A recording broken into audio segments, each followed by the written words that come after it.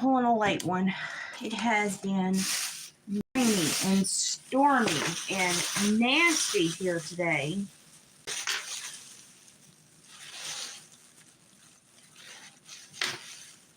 And it just wasn't a pretty day. So I'll give everybody a minute to show up here.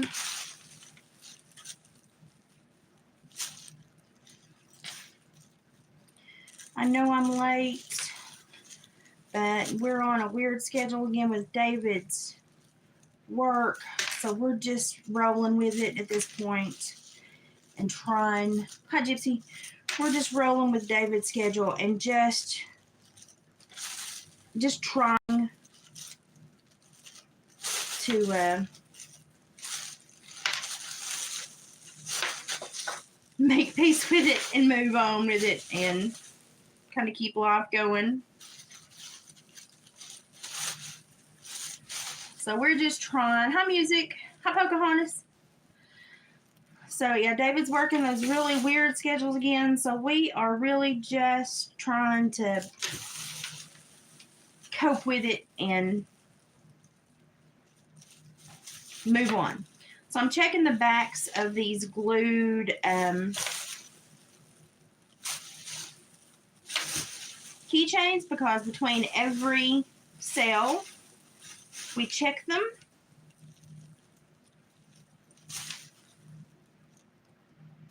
And that's just kind of like quality control that we do, I guess you could say. Just to make sure that,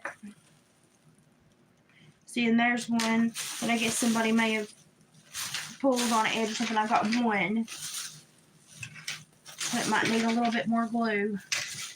But every once in a while somebody may like come by your booth and like pull on the edge of something, and probably out of boredom, out of their own. But Quentin Simon. Oh dear. Oh, I'm gonna sneeze. Oh. Okay, no, I'm not. I lied. Oh, I know of someone else who passed. Oh my gosh. I got like raccoon hairs at my nose within. That bag had not been opened since the last sale, and I've got a fan sitting over here in front of me. That was great. That was great, wasn't it? That was smartless, but smart. 20 months old. Oh my goodness. Okay. You know, I got contact from another friend today that found out that someone else had passed weird in a weird manner, and I don't know. Maybe it's the moon. Maybe something's going on because of the moon. But it seems like people's behavior has definitely been odd. We'll just say that. Definitely been odd the last little bit. So what I'm doing is I'm just going back around and re-gluing the edge of this, and then I'm going to get all the glue off my hand, and I'm going to add a weight to it so that it glues and dries really, really tight tonight. And so that's got that part of my evening over with. And so now what I want to do is make notes. Let's see. This is done, so I can hang that up. Got to pull this chair over here. And we're going to get down to the business. I'm making some gnomes, y'all. For anyone that is curious as to, I was in Florida last week. It's on my face. If you can see, it's all broke out. You see that big swelling up there? I got big knots on the side of my nose. I've got big knots down here, right there. Flare. It's lovely. So I normally break out, rash out, and boy, I've got some makeup on to hide my face right now. But it definitely was flare week last week. Let me just tell you all about it. And it was not fun. And I definitely did not enjoy last week. I have got one little doohickey majigger right here that I need to fix. And so what I'm going to do is get all that glue off my fingers. I've got more of my string right here. If I can get my glass door open. Of course, I drop it. Ow. Oh, got more of my string right here. So what I'm going to do is I'm just going to wrap this and re-secure another keychain to it. And again, I'm just doing quality control because sometimes people come through your booth and they take things apart. I don't know why, but some people do that, and you know, it's just, it takes all kinds to make the world go around, and sometimes it's not, you know, sometimes I wonder that too many people are on one side of the teeter-totter. Oh, thank you, Gypsy. Gypsy's coming through with the links for me tonight. I had I'm gonna blame a lot on the moon today because I had a box ready to ship my quilt this morning, and David was gonna run to the post office for me, and I was like being so proud of myself that I was like ahead of the game and had already got the box and had already prepped the gift that I was sending, and I was like, I'm ahead of the game. I mean, I was really stuck on myself. And he was getting ready to go and take the box to the post office before they closed at noon. It was like 11:07. And I was like, y'all, let me fluff it and put it in there real quick, put it in the box. I was like, I've been so far ahead of the game. Hi, Jamie. Jamie, your quilt should be getting done here very soon. I'm excited. I'm excited. My quilt lady she's like super swamped right now. She's been swamped since, I guess, probably about August. I'm so excited for it to get done. I'm just really excited. I'm excited for it to get done and for it to be on its way to you. And I'm just excited. So, but anyway. So, I was like, I'm so ahead of the game. And I'm doing one of those because it's totally who I am. And I go to push the quilt into the box, and which I had already checked to make sure it fit once, so it had already been crammed in there once. And I always like to refold my quilts, and I like to put dryer sheets in there so when you unfold them, when you get them, you scent of, everything smells so good. And, it's just, one of those little extras that I like to do. And just as soon as I push that thing back into that box, I'll have you know, the darn box split. And I mean, when I say split, I mean it split into like 3 pieces that could not be repaired. And I looked at David and I went, he said, do you have enough to glue another box to make your own box? Because I make my own boxes all the time. And I was like, no. I was like, I have pretty much, mutilated every box that we have to our name this week trying to get everything mailed. And he was like, well, that's okay. I'll just mail it in the morning. He's like, I know. I like to try to get stuff out like the day after people order it, just because that's who I am. He was like, it's okay. It's not due. And I was like, I know, but I wanted to get it out. And that's just who I am. If you know me, that's just who I am.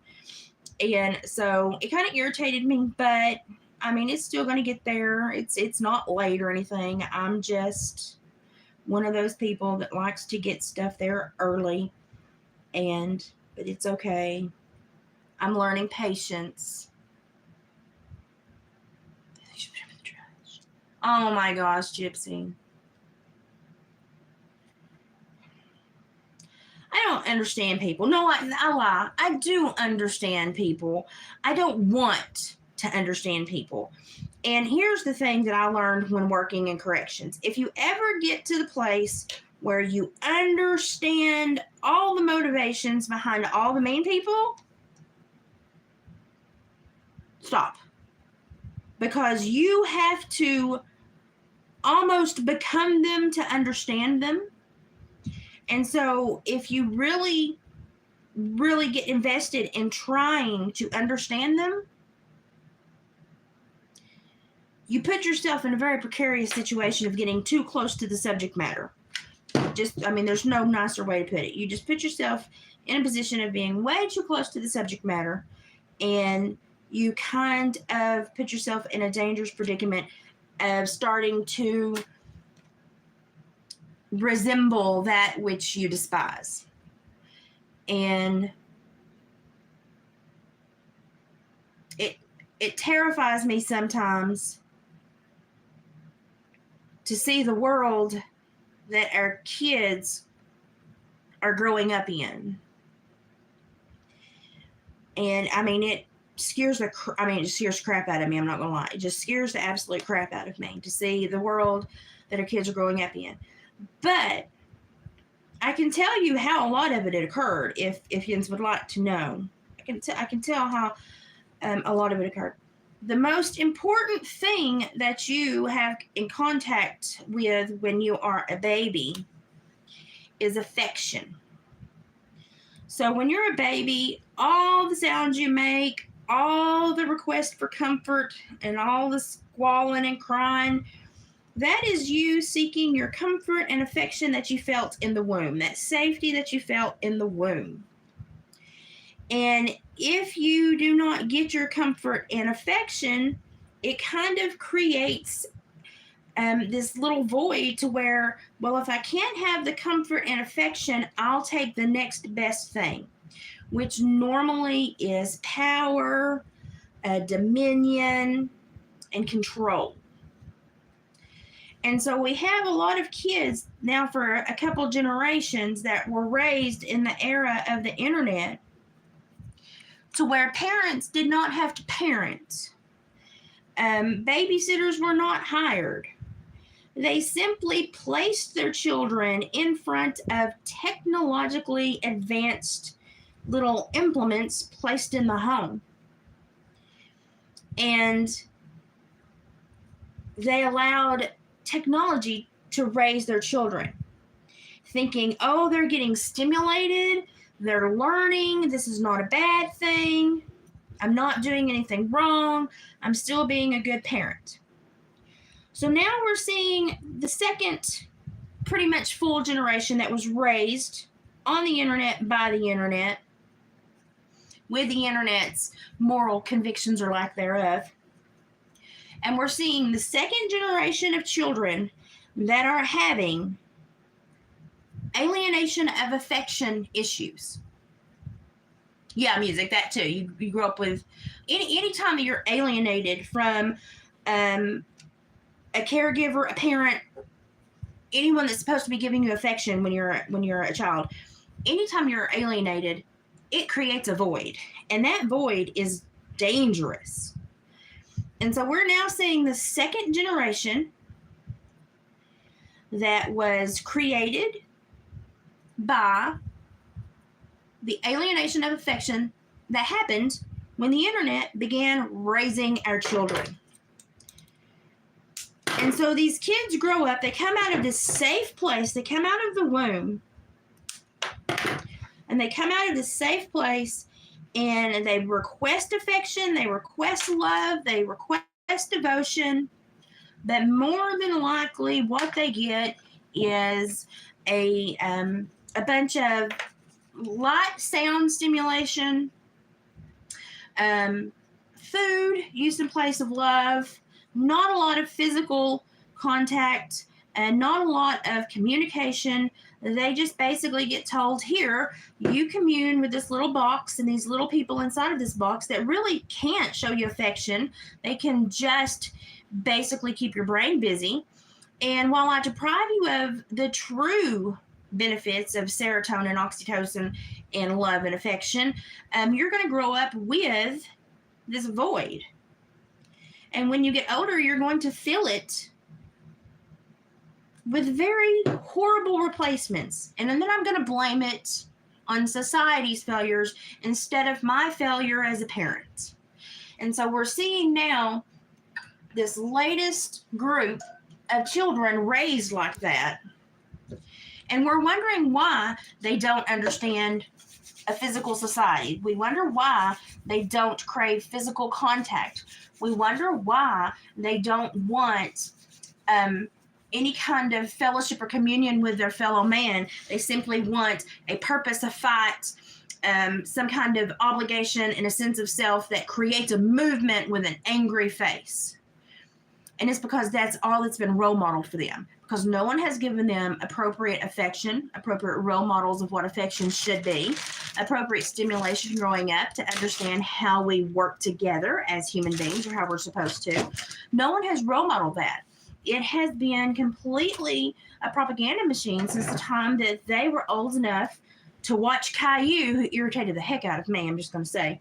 And no one wants to say, hey, we took the actual physical contact away from parenting and we replaced it with this artificial stimulation created by vapid characters that don't really exist and cannot fulfill the role of a parent. And yet we wonder why our children are not growing and creating a positive society and learning how to deal with each other in positive manners. We wonder why we have shortcomings with behavior and criminogenic behaviors and mental health issues. We wonder. It's because we completely alienated two generations, thinking that whatever information they could get in these little boxes was going to benefit them more than the intimate relationship they may have with a parent, with a friend, with a sibling, with family members. And so we're seeing people that don't know the role of society, don't know the role of self. They have no idea what they're here for. That's why they're always trying to align to a purpose. And it has to be a purpose which generates a notoriety or some kind of social feedback for them, so that they get a check by their name and they can put up an emblem or something, to say that they belong to something, because they don't feel like they belong to anything. And it's called alienation of affection. And the internet, which could have been a great thing, which could have shared knowledge, information, created wealth for people all over the world, all we did was use it in the most ineffective and inhumane way possible. And we damaged our younger generations irreparably. Because if you don't know love and you don't know compassion, how do you ask for it, and how do you show it to anyone else? It's kind of like if you don't know what you're missing and you don't know how to ask for it. You don't know how it could change your life. So I saw you on there. Hi. I sent you messages and I'm fixing to send you something in the mail. So it's going to be mailed in the morning. I am the keeper of my happiness. Music, awesome. Everyone should be responsible for themselves to be happy, because happiness is a goal. Let me tell you what. Who are you living for? Really? Who are you living for? Okay. Because, oh, look, my hair's falling. So I'm pretty much one of those people that is like, this is my world. Like when, I tell the kids when they come to therapy, welcome to Kong Island. Hello, my name is Kong. This is my world, And so I like to control and create safe environments. If I'm going to be spending time there, I want to have a safe, controlled environment to where I feel safe and other people feel safe, and they know the hierarchy. There are no questions, and it creates a very relaxed atmosphere, because people don't come in there and have to establish a pecking order. They know it. They don't come in there and have to wonder if they matter. I tell them when they arrive. So I like to control my environments a lot. Oscar, no lick. No lick. Sorry, my dog. Other people seem to live their life for everyone else, and they won't do things that they really enjoy, because what will people think? They won't join into clubs or try new things, because what will people think? Okay, well, let me explain to you what people will think. Okay? Within 72 hours of you passing away, you will most likely be incinerated, placed in the ground, or otherwise returned to a more carbon-friendly form. Okay, we'll just say that. Within 3 months of your passing, your family will be well-adjusted again. They will still miss you, but they will be well-adjusted. Within 1 year of your passing, it will still hurt some people, but most people will be able to think of you without the heartstrings being pulled, and life will have some semblance of normalcy. Laughter will be back as a normal, and the days will progress at leisure. After a year, You'll be lucky for a few people to remember you on the date of your death, the date of your passing. That is just life. That is just the eternal, like, steam engine, the little engine that could of humanity. We keep going. Even though we lose people, we keep going. It is the way that we're mentally made to keep going. So now that I've said that, now that you know within 3 days, 3 months, and 1 year that there will be no one really concerned anymore, why are you spending every day of your life concerned about what they think about you now? Because they're not going to give you more than 72 hours, at max 3 months, and at most 1 year of remembrance and pain. And yet you allow those random people to control every movement, thought, and form of identification you may choose to join in with to create happiness in life for fear of what they may think. They're not going to think about you very often. So if you're concerned that they're going to think something poor about you now, why? Why? Why are you concerned about their energy now when they're not going to give you more than 3 days' energies after you're gone? Why are you putting so much energy into them when it's statistically proven that grief and mourning, it's a period, it's struggle for some, but for most, 72 hours to 3 weeks is the max. And yet we have so many people that donate their lives and existences to the will of others for fear of what they think about them. So we spend our whole lives living these shallow, socially acceptable existences for fear of what people may think about us, even though after they put us in the ground, after 72 hours, no one in the majority will be thinking about us. Why give your energy and your life to other people? I mean, if you look at your return on investment there, it's not really a positive, is it? It's not really positive. So I just ask everybody to be aware of what makes you happy, who makes you happy, and how to make your life a happier existence. Because you are responsible for your happiness, and you should want to be happy, and you should want to create a happy world to live in, and you should want to create happiness for you to experience. And so I just, I sometimes wonder why people worry so much about others.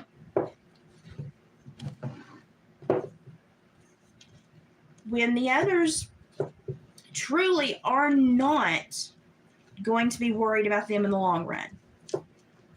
And I'm not in some twisted and horrible way saying that people will not mourn you. You will have people mourn you. But what I'm saying is, if you restrict yourself because you're hoping for others to truly be concerned about you, you're going to have a life of restrictions and very little concern. Because that's just how humanity goes. Be concerned about yourself. Be concerned about your own happiness, and make your own happiness, make your own laughter, and do your own thing. And always put yourself first. You've got children and stuff, take care of your family and stuff, but always place yourself as a priority. Because if you cannot take care of yourself, how can you expect to take care of someone else? If you don't know how to show love to yourself, how can you expect to show love to someone else? If you don't role model how to maintain your own happiness for your children, how do you expect your children to learn how to maintain their own happiness? We learn a lot through imitation. And sadly, there's not been a lot worth imitating in this world in a long while. And no one really wants to talk about it. It's a taboo subject. Well, why is it a taboo subject? We're all going to face this same issue. Why is it a taboo subject? We have to start talking about this stuff. We have erased love and understanding from the human experience, and we're suffering the consequences of it now. And we need to be talking about it We need to be talking about it and saying, hey, how do we correct this? How do we fix this? We screwed up. Hold us responsible. And by golly, let's get this train back on track. But everyone is so terrified of admitting they were wrong and saying, oh, I screwed up, or oh, I did this wrong, or I could have been a better parent. I think every person that ever birthed a child has probably many times in their lives said, I could have been a better parent. I mean, I've said it a lot. I could have been a better parent. There are times that I could have done more, been more, applied more grace, and played a different role than the one that I chose to play. And I could have done more or better things for my children in a different manner that could have impacted them in a healthier way. And I'll own that one. You know, that's on me. That's mine to own. It's my cross to bear. And so I don't understand why people worry so much about others. I don't get it. I don't get it. Especially when, you get one chance at this, y'all. Make it a good one. Make it a good one. Make sure you smile and laugh, and make sure the people that you surround yourself with truly love you and love you for the right reasons. And if you find your people, that's my purse. If you find your people, you are going to have a healthy, happy life. And that's going to help you raise healthy, happy children. And that's going to help you. I'm looking at my other gnomes. I've gotten one done. He's got a crooked hat, so I had to get creative with how to place him. But he's got a fox beard and a little bitty nose and a crooked hat. But I like his hat. But it's crooked. But we are responsible for our existence in this world. We are responsible. And I don't know about y'all, but I read an Irma Bombeck book once. If you don't know who Irma Bombeck is, please look her up. She was a fascinating woman. She was a woman that had many talents and was blessed, knew she was blessed, and wanted to bless others. She was a gem. There's just not many Irma Bombecks left. And she said that the only worry she had in her entire life was that when she stood before the Lord on the day of judgment, she could stand there and look at him and say, Lord, I used every talent you gave me. And I thought, Denise has got a phone call, she'll be right. And I thought, Irma, honey, yes. That is probably one of my biggest concerns too, is that I want to know the talents that the Lord bestowed upon me, and I want to know how I can use them all to help people around me. And I want to make sure that I use them all so that when I stand before him on the day of judgment, I'm like, I did that, I did that, I did that, I did that, I did that, I did that. Oh, no, I could have done that one better, but I did that, I did that. I want to show that I tried, and that I tried to uncover the talents and gifts that I was blessed with and how to help others with them. And so Irma Bombeck changed my life. And I really enjoy her books.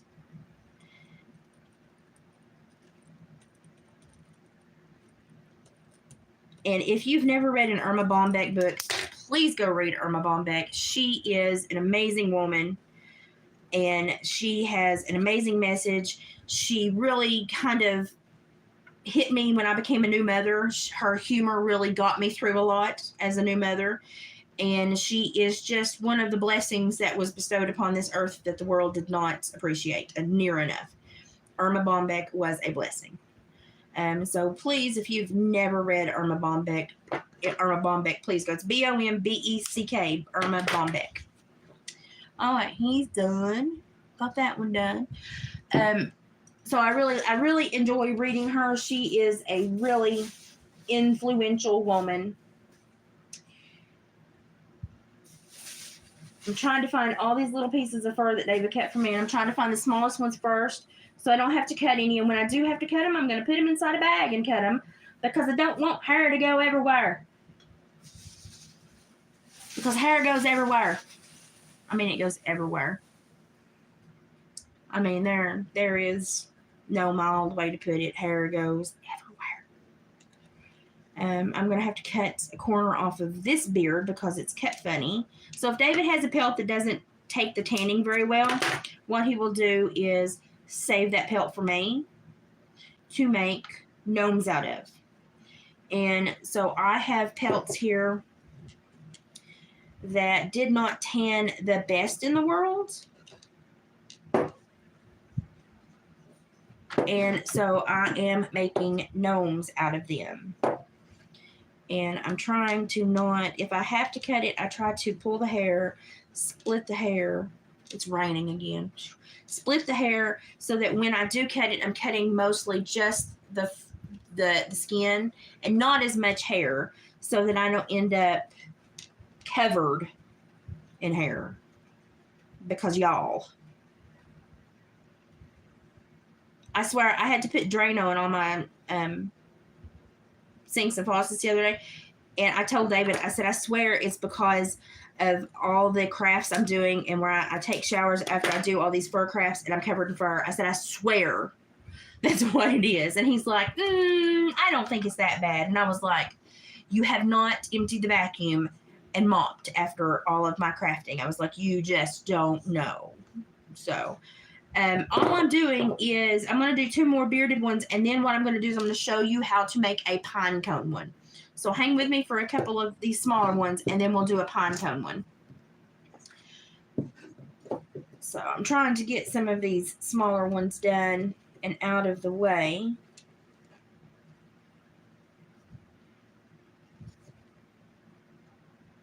And that can be, my glasses should be in any day.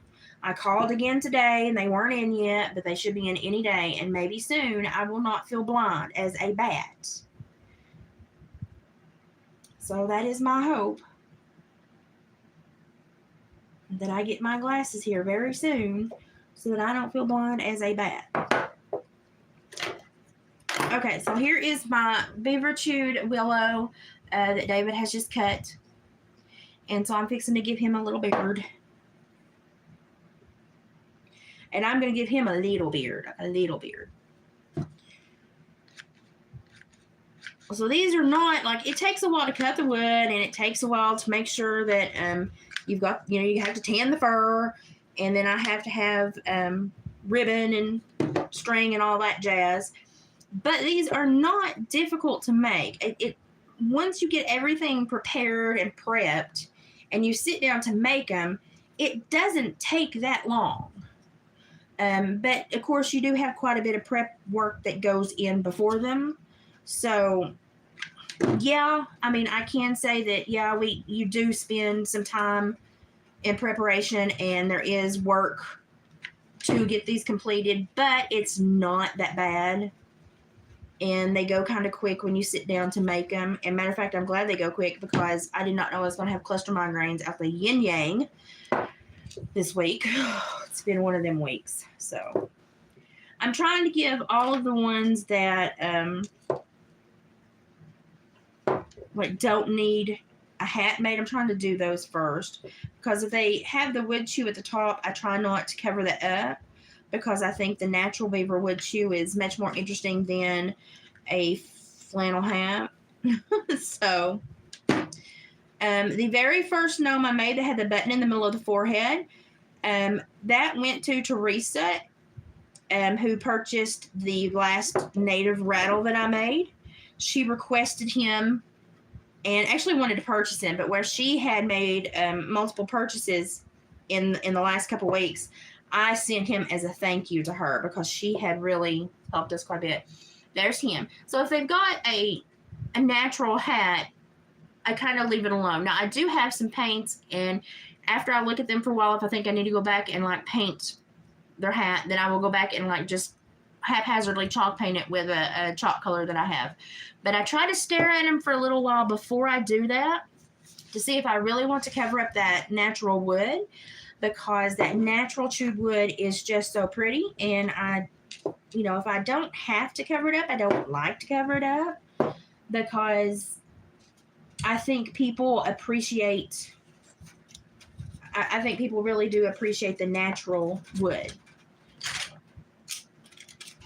So I try not to cover it up if it's possible. It's fixing to pour again. I hear it starting. Boy, this weather, y'all. This weather. I think that's why I was having cluster migraines and having such a difficult time at the beginning of the week. Was because of all of this stupid weather coming in. So this is a foxbeard gnome. And I'm trying to price and write as we go so that I'm not stuck doing it later, because that's my least favorite job, is doing tags and stuff. So if I can force myself to do it as I go, it's one less thing I have to sit and deal with later, because I hate pricing and writing. But if people come to your table and you do not have stuff priced, they will walk away because people don't want to engage anymore. They don't want to communicate, have a conversation, and they certainly don't want to ask questions. So you better have all your stuff priced, because people will not ask you. I mean, and then the people that do actually stick around and talk, they really tend to enjoy their conversations with us, and they're almost surprised when they walk away at how much fun they had communicating with someone else. And I'm like, it's something you crave. Your brain has oxytocin for a reason. You crave that contact, and that's why it feels so nice when you do have contact with someone. So, but it's always funny to watch people kind of have those revelations of like, oh wow, I really enjoy talking to you. And it's like, yeah, we're humans. We're supposed to communicate.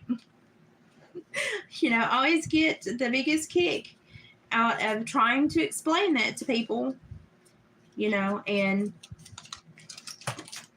it boggles my mind. Like, have you all ever realized in the last 3 years that you walked away from an interaction and you felt refreshed and happy, and like a whole new energy had landed right on top of you? Yeah. That is one of those things that, a lot of people are trying to take away from us, is that interaction, that physical interaction. Everybody wants you in the metaverse now. Well, I'm sorry, that's not real land. People are buying land in a fictional place that's been created in a fictional plane of existence, and they want you to live there and be happy.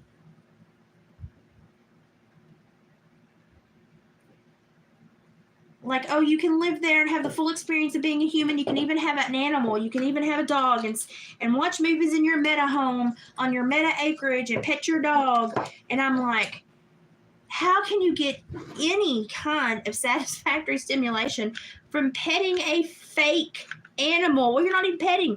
You're just like daydreaming. And I'm sorry, but the energy that you place into daydreaming and creating false realities, that is dangerous. That starts younger minds to challenging the validity of actual reality, to where they do not appreciate or respect the real reality. And they think that they can live in a fake world, and that where there are no consequences. And so they choose a fake reality over a true reality. And that's when we start seeing more alienation of affection, more biological and neurological issues, because we have the alienation of affection. We have the neurological deficits from it. And people are like, I just don't know what's wrong with the world. I do.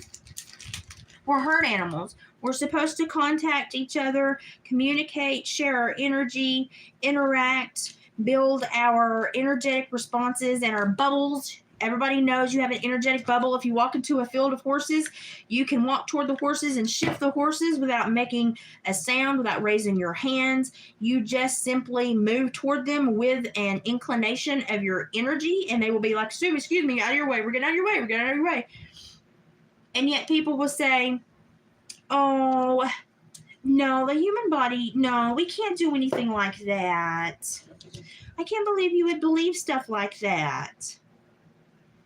And I'm like, go beyond Naked and Afraid, where you have to live in the African, desert, basically, and deal with lions and other animals that are trying to survive. He's cute. His little nose is buried in that. That's adorable. And you will understand that you have an energy, you have a dome of energy, your body emits energy, and you affect other people that you come in contact with. And I can't understand how people don't realize that if you take away that energetic connection, you take away a lot of the component that is health driven for human beings. That energetic connection with each other is something that we need to survive. It's something that our bodies crave, that our brains crave. And I find it so strange that people don't understand that. I just find it so strange that people don't understand that. Boggles my mind. Ooh, I got fox hair going everywhere. I actually have enough little fox hair right here on a little tag. I could probably give one of these guys a little top knot, but which one do I want to give the top? Oh, it matches him. I'm going to give him the top knot. Okay, I'm going to give this guy a top knot because it matches him. But I find it so strange that people will scoff when I say your body has energy, and the places that you put energy and the things that you put your energy and your mental energy into can affect your world, and they scoff at me. But legit, your body has energy. Look, oh, that's so cute. It has a little top knot. I think that's adorable. But your body has energy. You can feel. You can run a light bulb. You can run more than a light bulb. But people don't want to talk about what their bodies are capable of anymore. They don't want to talk about how the human body was a much different psychological and scientific being 150 years ago. And that our pioneer ancestors were just a different creature than us. And people don't want to talk about it. And I'm like, no, we really need to be talking about this, because we have created a deficit among our people, and no one, wants to talk about the changes in humanity, because we don't acknowledge what we're doing wrong, and we don't want to acknowledge the things that we've allowed to be taken away from us. I mean, my goodness, you do just some minor reading on the internet and you realize the things that have been manipulated or augmented, changed, or scientifically scaled back for the benefit of others. And you get real irritated real quick if you really, truly acknowledge what we've allowed ourselves to become. And, a lot of people don't want to talk about it because they think if they don't talk about it, it's not real. No, honey. If you don't talk about it, it just means you will not be ever able to repair what's going on. We have to talk about it to fix it. So, I was actually watching a woman the other day on the internet that was doing biofield tuning, biofield understanding with a tuning fork. And she was actually helping some people understand some of the trauma that they were dealing with. And she could use the tuning fork and actually feel the resistance from certain body parts, certain areas of their body. And lo and behold, this was also where they were having medical issues. And I was, big tuft of hair went, I was amazed. I gave him a top knot, and I put a little clear quartz on top of his little hairdo. So whoever gets him will get some good energy. I like to throw little bonuses in every once in a while, and people get home and then they notice it and they're like, oh, wow. And I'm like, snuck that one in on you, didn't I? I like to sneak them in. So I don't know if y'all are talking because my comments are not loading. So I hope you all are communicating. Let's see. I have pine cones. Let me grab them. They're right behind here. Okay, let's see. We want the big pine cones first. Okay, we want the big pine cones first. Look, I'm wearing my prisoner outfit. It's actually a shirt dress, but it looks like I'm going out to do community service work. It really, really does. Okay, I want to find one that has a kind of flat bottom. That one does. Okay. We'll use him first. I just got my house cleaned. I'm going to have to clean back up. Okay, because this is just a pine cone.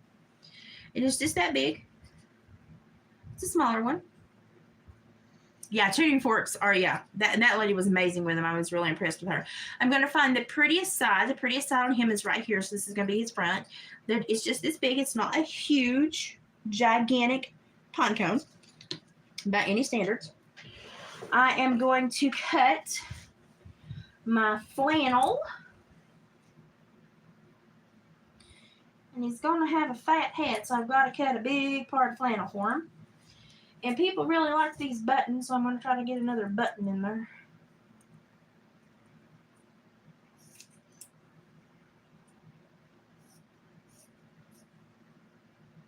So I'm going to get that.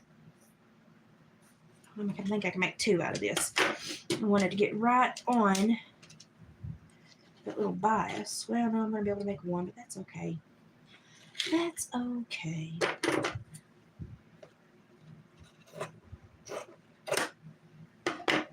Okay, so I've just cut a scrap of my fabric.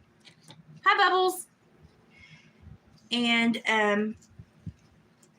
the other day when I didn't feel good, I sat and rang my bowl on the back porch and just kind of probably made my neighbors wonder, where in the heck is that coming from? I still don't think they know it's me. And I think that's hilarious. So I use my... And I'm just going to find the spot on the pine cone where I think the hat looks best at. You don't want it to cover the whole thing, but you want it also... I'm going to be putting a pretty good beard on him, so I want it to show some of the pine cone and not look like it covers everything up.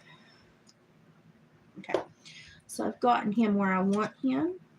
Got you where I want you. What song is that? Let it go. It Pays to Know by somebody. I can't remember. God, now see songs. I am a music brain. My brain is... Oh, I sent Peter Freestone a message today. He's going to help me create a Christmas present for my grandbaby. So one of the things that was hardest for me as a young person growing up in Appalachia, excuse me, was feeling as though I was separate from the world, and that no matter how much that I tried, the world was not going to understand me, and I would never truly be part of the world because you feel so separate when you're in Appalachia. And that truly bothered me growing up. And so when I found the music of Queen, that's when I kind of grew out of my shell and started really paying attention to the rest of the world and realized, hey, there are beautiful people everywhere, and I want to meet them all. And I was fortunate enough to meet Peter Freestone, and we somehow became friends and keep up with each other. And I said, the one thing I never want my granddaughter to worry about is that when she was born, the whole world celebrated. The whole world welcomed her. The whole world was ready to say, what you got, little miss? We're anxious to see what you're capable of. And so he is going to write her a happy birthday or happy, welcome to the world kind of note, and basically tell her that on the day she was born, this is what he was doing, this is what was going on in the world, and that he was jubilant on that day to welcome in a friend's new grandbaby, to welcome that baby to the world, and to send happiness and heartfelt joy to a family that was celebrating such a warm, wonderful event. and that he has these dreams for her, and he hopes that she follows her heart. It's going to be one of those like life wisdom from someone who I think is very special. I think Peter Freestone is one of the most special people I've ever met. He is a sweetheart, and he's got one of the most purest hearts I've ever met. And I am excited for her to know that when she was born, she had people all across the globe happy that this little person had come into the world, and excited to see what she's going to grow up and do and attack the world, and what happiness she's going to bring into it.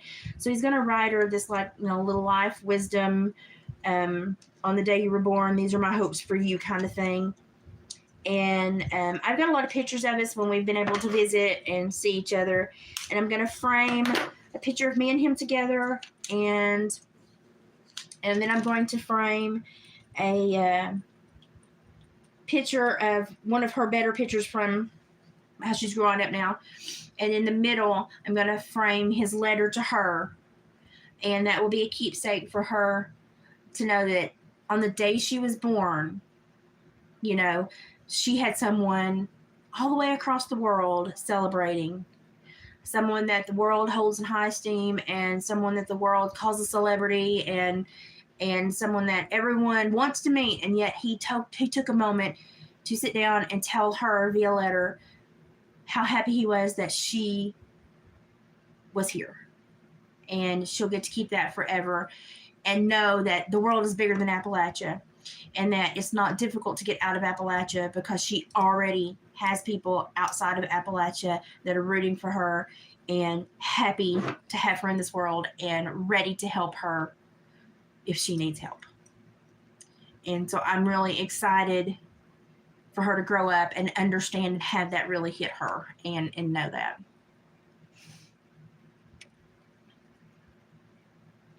Dirk would, yeah. Dirk says, I know there was a time not long ago when 18 people were mentally and emotionally prepared for adult life. Not sure when that changed. Yeah, it changed when the government thought it would be handy to have it change, because if we create an extended juvenile time period, we extend the time that we can emotionally and financially extort people. Because if they're in that limbo stage, then you can treat them like children, or you can treat them like adults. So you can create state and federally funded programs for them to funnel money, but you can also put them to the court system where they have to funnel money to you to pay for their behavior. So you get to, it's like a double standard. It's like a catch-22, and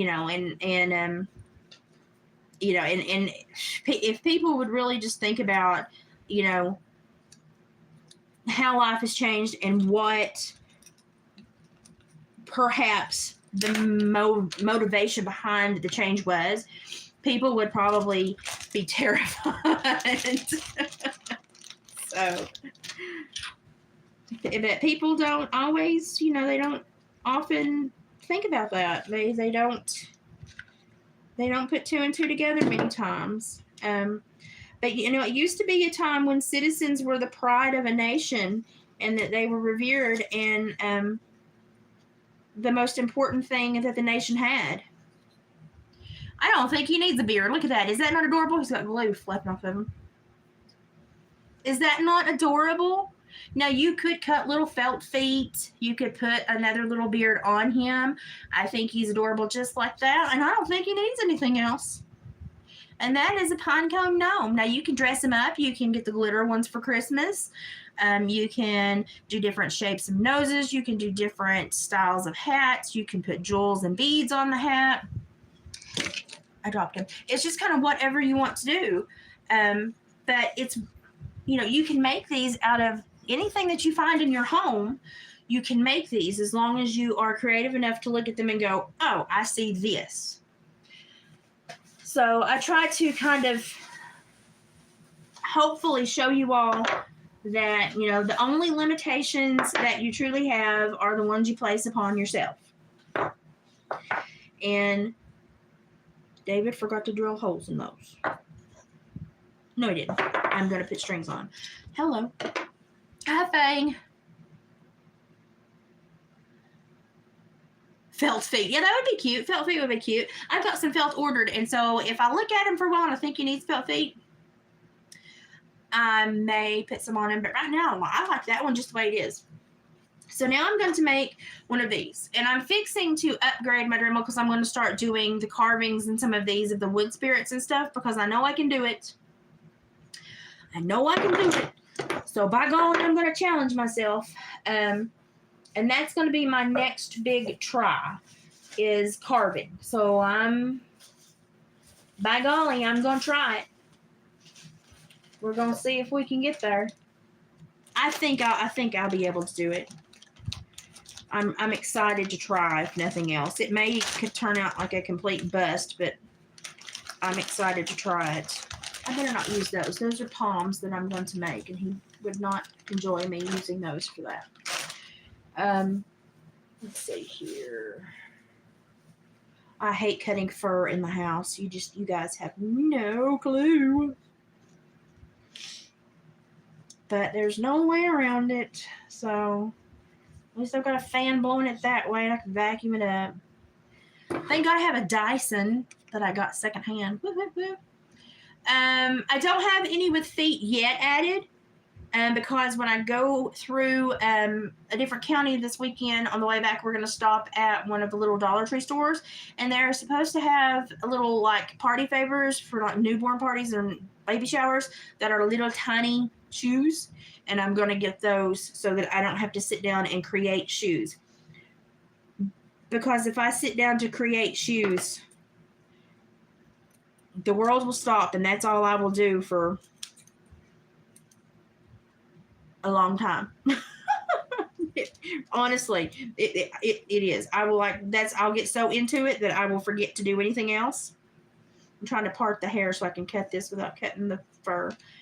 I will literally get so engrossed in making tiny shoes for gnomes that I will forget to do anything else. And where I've had 2 days of cluster migraines coming out of that flare, I certainly do not need to waste any more time. Because I lost a lot of time with those migraines this week. It was not fun. It's not fun at all. I also had a friend stop by the other day and donate a one of those little bouncy vibrating chairs for me for when Miss Ellie's here. So she wouldn't let me pay her for it. And then I found out she was doing the Little Rascals costumes for her kids, and she was having a hard time finding Spanky's hat.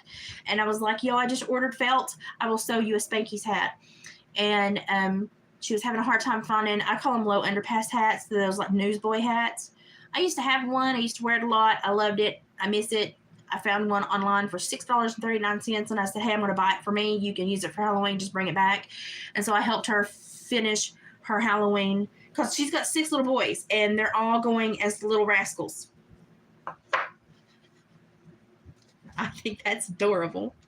So I was like, let me help. I used to make the kids Halloween costumes. One year I made Haley a sunflower, so she had a green, what would you call it, a shift dress.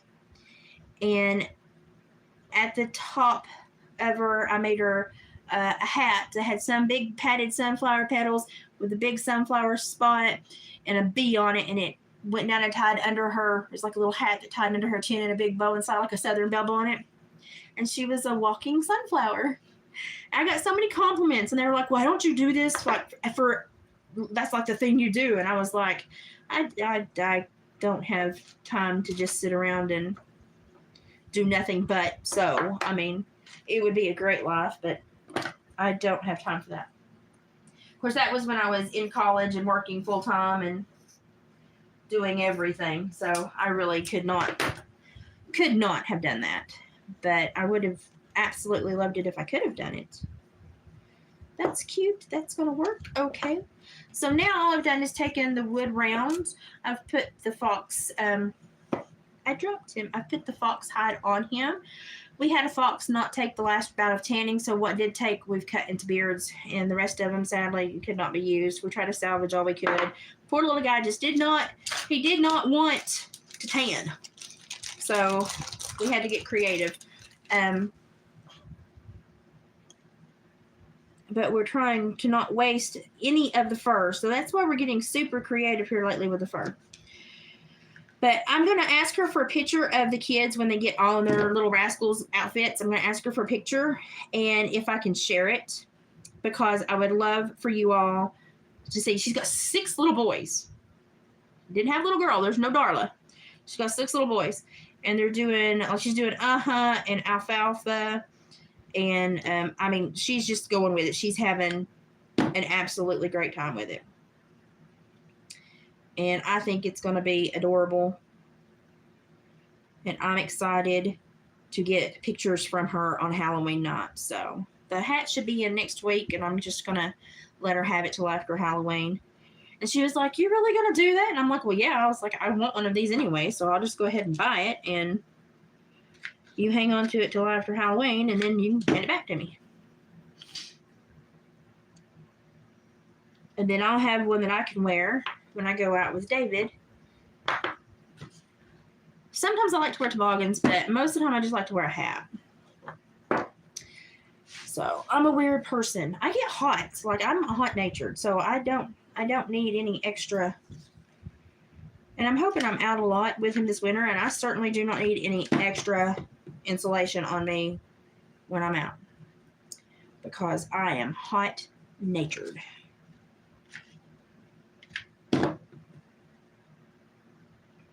So it's been weird. So today there has been 2 strange deaths now that I'm aware of. I'm going to have to read more up on this Quentin Simon story. That intrigues me. That makes me want to know more of the details and try to compost and understand what in the crap was going on.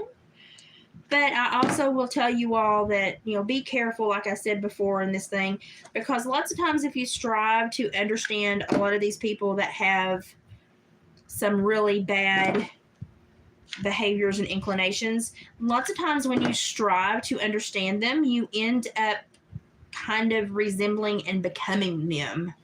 And I was told one time by someone, and it really struck me as, okay, yeah, that's probably true.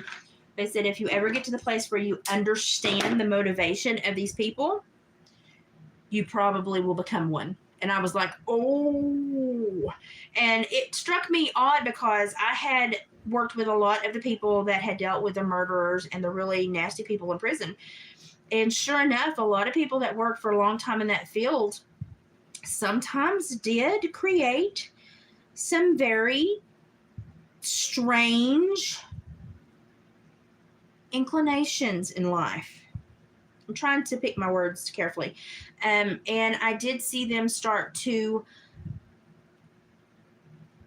fall toward things that I would not have thought matched their personalities or their priorities. And so that hit me as something that I probably needed to pay attention to and really think about. And I have always remembered that. And I don't think I will ever forget it. It was one of those lessons that you don't want to learn, but when you learn it, you're like, I need to file that one away in the do not delete file, because that was a doozy. That was a doozy. So I definitely have that one in the do not delete file. And I don't always understand people. I do try and strive to make peace with people's behaviors and kind of get a little window into the motivation. But I'm here to tell you, I don't do it at the level I used to. After that, I had a conversation with that guy. He kind of woke me up a little bit, and I thought, yeah, that sounds like it has some truth to it there, Bubba. So I am much more careful about where I put my energy. I've lost my string. Let me see if my dress caught it. No, where'd it go? That's the only bad thing about having a fan beside you. There it is. Oh, Curio behind me. Oh, goodness. I tell you what, these chairs that I bought are so much more comfortable. Chatham County Release Statement. He's believed deceased at hands of mother. Like, oh my gosh, they need dogs out there immediately. Dark Woody, yes, when you look into the abyss looks into you. Very well said. See, sometimes I just need other people with better words. Dude, your nose moved. Why did your nose move?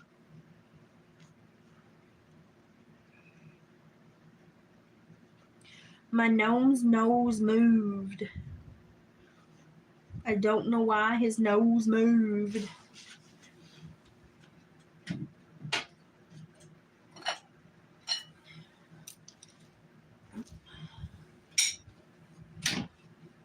That's okay, because I can fix anything.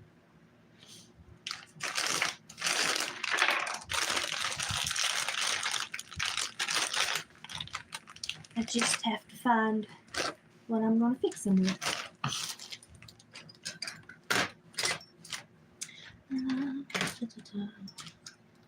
I had bigger beads. Where did my bigger beads go? That's a very good statement. When you look in the abyss looks into you. I have definitely felt that with some of the people that I had to supervise. They definitely had a very strange vibe to them. So yes, I will say that there's probably quite a bit of truth in that statement. And you never truly know what someone is capable of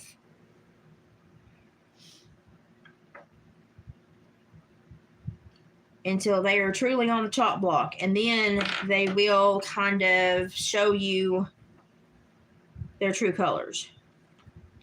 I don't know why his nose moved.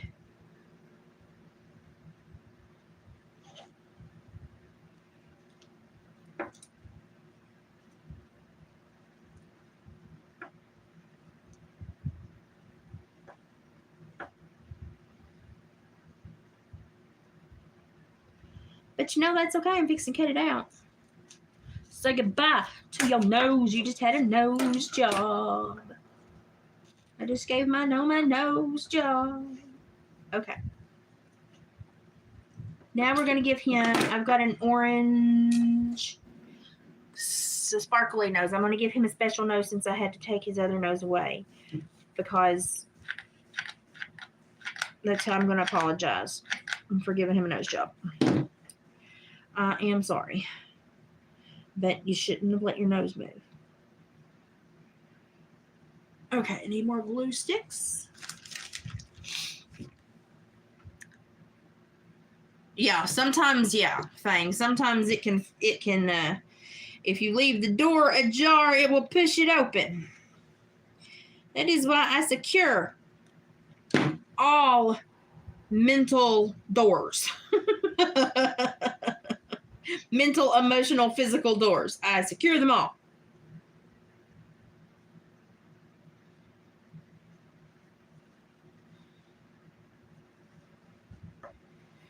Okay, dokie. He's done now. I tried to be very aware of what I allow acreage in my brain and heart. Because let me tell you what, it'll sneak right on in there sometimes. And a lot of people have no idea when it's happening. And that, I always find that kind of funny because in hindsight, they're like, you know, oh my gosh, duh. But they can't see it at the time.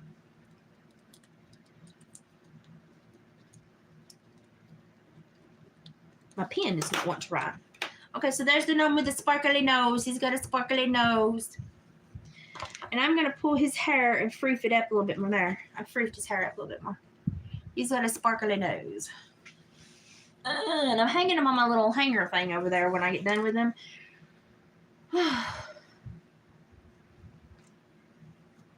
So that I don't have to contend with him. I'm going to give him a long, skinny beard. I'm going to fold it under. going to give him a long, skinny beard.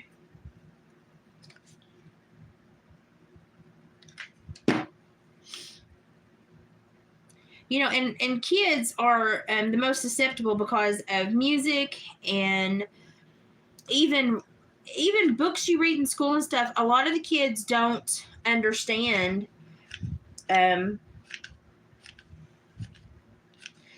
draw of certain things and what certain things can actually be.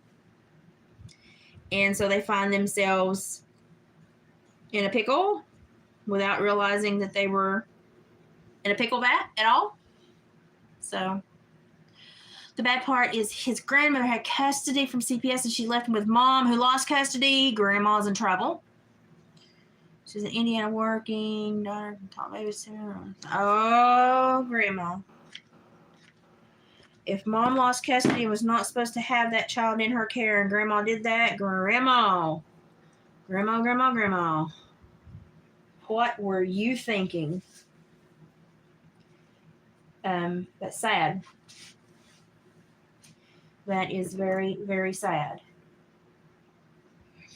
And grandma probably was thinking, my child is going to get better. My child is going to do better. My child is okay. And that's going to be an expensive emotional education for grandma. That's sad. It's very sad. Very, very, very sad. So I put a skinnier beard on this one, so you can see more of the wood on the sides, but I've doubled it over so that when I put his nose here, I can pull mustaches down on either side. I like for them all to kind of look a little different, so that when people purchase them, they feel like they're purchasing individuals. So I like to make them look a little different for each one. Because I wouldn't want something that looked just like everybody else's. I'm weird, though. I know. I'm strange. Friday, also, we're going to have, as long as my body holds up, I'm sitting here stretching my back right now. Friday, we're going to have special content Friday evening for you all, because I'm going to be meeting Gypsy. Kim and I are going to be meeting Gypsy for lunch. And we are going to be looking at a couple of places that are like local tourist destinations and just cute little educational spots. And we're going to be doing a quick little video for you all about our day spent together. So Friday will be a different type of content where you're going to actually get to meet a viewer and follow us on a little adventure. I'm also making his hat skinnier and folding it so I can do a cuter look for him. I'm getting creative. I don't want them all to look alike. So now I'm trying to find the end of my cord, which seems to have evaded me. There it is.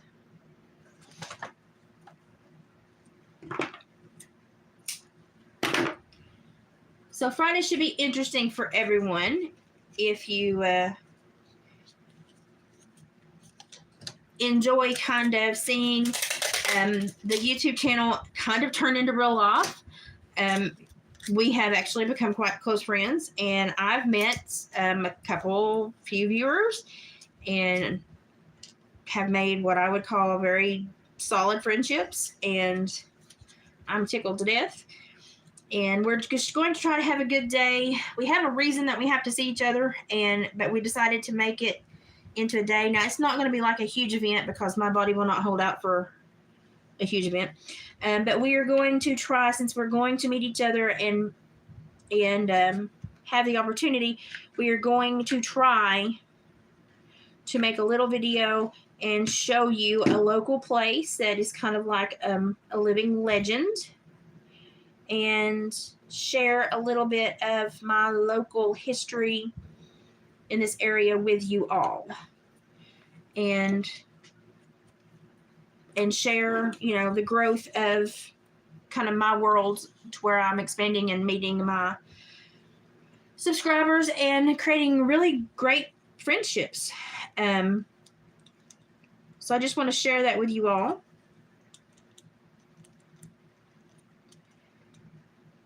And Kim will be with us as well. So if you like Kim's quirky personality, Kim's going to be with us, and I'm sure she'll keep us all rolling and in stitches because you never know what she's going to say. So I'm sure she'll keep us laughing. But we're going to try to really have a good day and just kind of have a little educational trip. And I'm hoping that my body holds out for a couple hours, because then I will have to come home and rest, because I'm going to try to go with David Saturday, because I need to go to that store on the way back. And it's not like an all-day event there. It's just a quick vendor sale in the morning. So it's not like one of the huge events where I've had to like piece check out early, because my body. And since I had this flare, I want to try to do something, because I know the winter's going to be rough. So there's this little guy. He's got a skinnier beard. I gave him a cow lick. Sorry. He's got a skinnier beard and a skinnier hat, but I kind of like him. So I'm just trying to make options for people to where they can pick. Like, I'm going to have to make more pine cone ones tomorrow, but to where they can pick from the wood chews to the discs to the pine cones. There are different selling points. There are different price points, but there are more options for smaller purchases, so that if people want to have a memory of the day, they can purchase one without breaking the bank. And that is kind of David and I, that's our goal. Because when we would take the kids places when they were young, we were lucky to, have the gas money to go. So we did not always have the ability to bring back a memory. And so I want people to have the ability when they go to these places to bring back a memory and not think it like broke the bank to do so. So that is kind of our motivation behind what we do and our price points. The shipping on Etsy is like one of those necessary evils. I hate that shipping is so expensive, but I also can't like train pigeons and get it to you for free. So it's kind of one of those necessary evils. I wish I could train pigeons. I totally would send your stuff to you free. But that is why when you pay shipping, lots of times when you buy something from David's Etsy store, here I will sneak something free in there most of the time. And it's because we really appreciate you all supporting. David is doing something that not many people do, that not many people understand, and that not many people embrace. And so when we have people embrace, understand, and like cheer him on, we want to say thank you. And so we try to say thank you in our own little way, and we try to sneak little thank yous into the packages when we can afford to do so.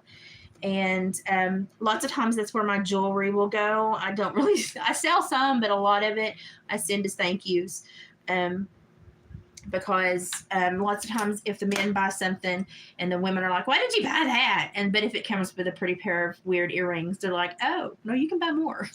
So, but I wish I could train carrier pigeons to take you your stuff. I totally would. I would totally send everybody's stuff to them for free if I possibly could. I wish I had that ability. Maybe one day I will. You never know. I think I'm going to give this guy a leather hat and a big beard. So let's see what I can do here. I'm going to do a larger one, and I'm going to do one that David cut, so I have to put a hat on it. I don't like the ones that are plain. Now, I could just paint them, but that does not satisfy the crafter in me. I think that it doesn't look as cute as it could potentially look, and therefore I must do more. That is the crafter in me. And so when he cuts these and I look at them, I'm like, no, I have to do more. I have to make it prettier. I have to give it a better impact. And I want whoever gets him to love him forever. So I'm going to make him as adorable as possible so that he stays with them forever. So that's kind of how I look at this.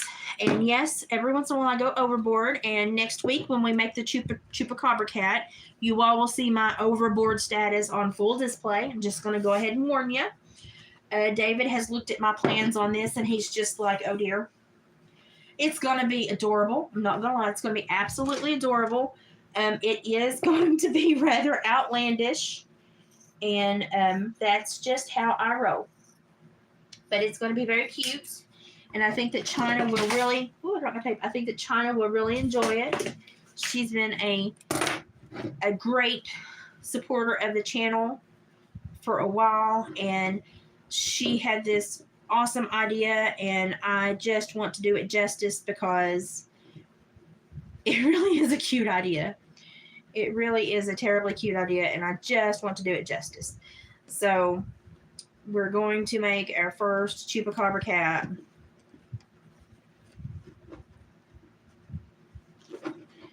And see just how we can create it. I think if I swirl his hat around, that is cute. Okay, now I'm going to swirl his hat around. That's what I'm going to do. Okay. But I really want this to be something that she keeps and does for, keeps and has for years. Acorns are actually good. You have to know the ones to get, and you can actually cook with them if you will mix them with other flour, and you can actually use them to cook. A lot of people don't know that. Like, I wouldn't eat like a full acorn anything. It probably would not be that great. But if you mix them with other stuff, they're actually quite good to cook with. You just have to get creative.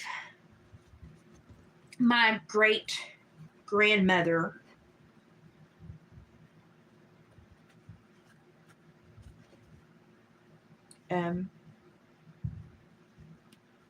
would collect acorns and walnuts, and you would spend all day helping her. You would spend all day helping her crack a plethora of whatever she had picked. And that was just what I did as a child. Whatever Grandma had harvested, we cracked and prepared for food. And that was just how it went.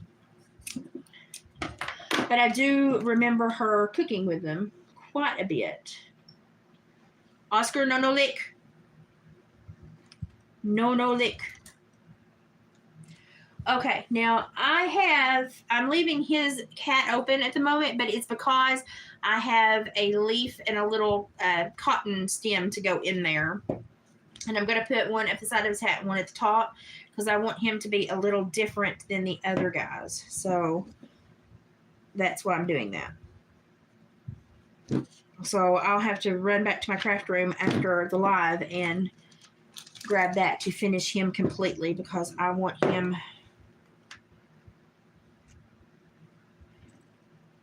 to have that for a nose. Let's see. I'm going to give him a bigger nose because he is a bigger bodied gnome. So I'm going to get my... Ooh, I could give him a feather hat. Ooh, let's do that. Yes, this is how my brain works. For anyone wondering, this is how my brain works all the time. It likes to change its mind all the time, and we have kiss your butt curves every time I craft. And usually it means I turn out with something much cuter, but every once in a while, you just make a bad decision. Whoa, don't let me drop that. My hands are starting to be buttholes, so I don't know how much longer I'm going to be crafting tonight. I want to get him done because I want to show you his turkey feather hat. Hello, Oscar. What do you need? You need thumbs so you can open the door, I know. Well, you're going to have to wait because you were out not too long ago and you're just wanting to go out for a TREAT. I know you. Ain't had you for a decade for nothing. Let's see. We've got to find a Gotta find a feather turned the right way. That one's turned the right way. Oh, I like that. Oh, I like that. Y'all, just wait. Just wait till you see this. I have not been sleeping in the last few nights. David is on another horrendous schedule at work. And I know it's because he's a hard worker and they know he'll work. So they work him. But it's like, can I have my husband back for just, a little while? Just a little while. Like, I don't want to keep him forever, but I would like to see him every once in a while. He did have the weekend, and I think they gave him the weekend to schmooze over when they knew they were going to have to tell him Monday, oh, by the way, we need you to work these horrible hours this week. I fully think they gave him the weekend so that it would go over better. So, which I did not like, but hey. I don't make the big bucks. Nobody listens to me. I'm cutting 2 feathers in half, and these are ornamental turkey feathers. These are not hawk feathers. Hawk feathers are illegal for me to have in my state. And for anybody saying, oh, but native people have eagle feathers, they have imitation eagle feathers. You will never get any wildlife resources agency to allow you to have a ceremonial feather unless you are like a tribal elder or a chief or something like that. And then it's like 1 per tribe. It's not every Tom, Dick, and Harry. So I have a lot of people that are like, you can get a feather. And I'm like, no, honey, you can't. So I think I'm going to give him a hat band. You see how my brain works? This is how my brain works.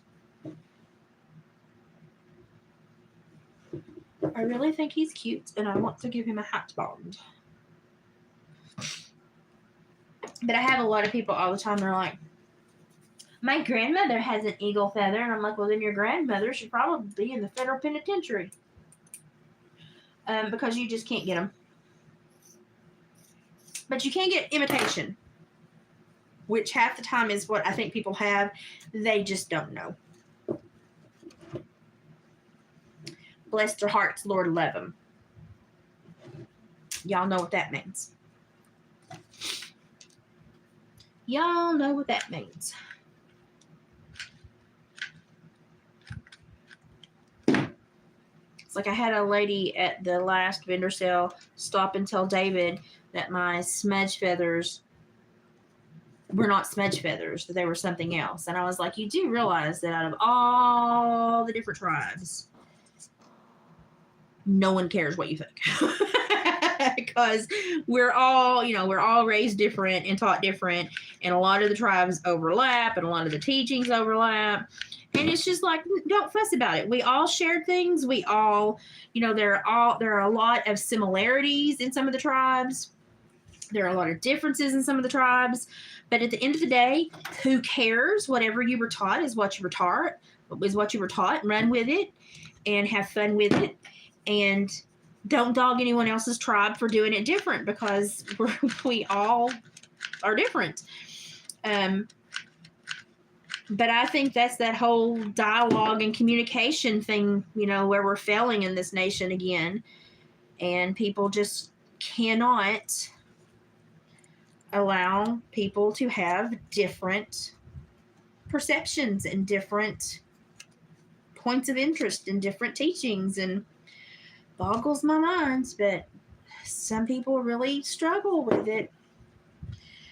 Okay, so what I'm going to do, since I created a base, I'm going to now give him a top of a really nice turkey feather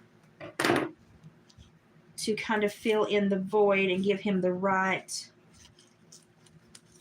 kind of shape that I want. I want something poking through my shirt and getting me and itching me to death. Come on, go in there. I know you ought to. Okay. Push. He is going to be the most elaborate one I've done so far. What is... I've got hair or something getting through and poking me. It's killing me. Okay, he's going to be the most elaborate one I've done so far, which is kind of cute. I'm not going to lie. And I don't think I'm going to call it a night because I'm tired. And it's just been a day. Kind of like that. Yeah.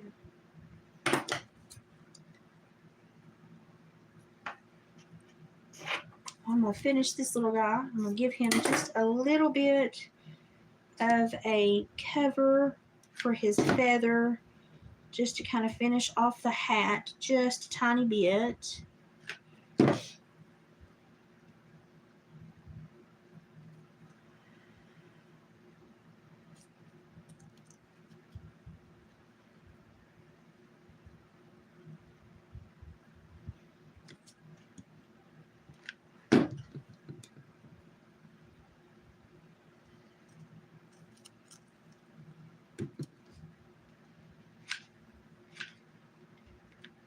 I'm going to burn my finger if I ain't careful. Woo.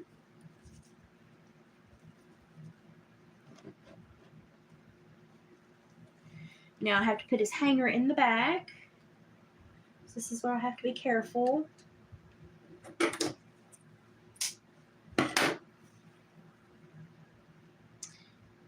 Hair everywhere.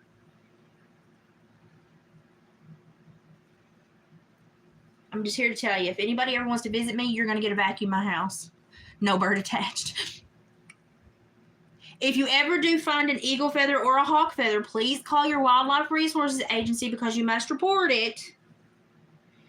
You must report it. And they normally will still take it away from you. But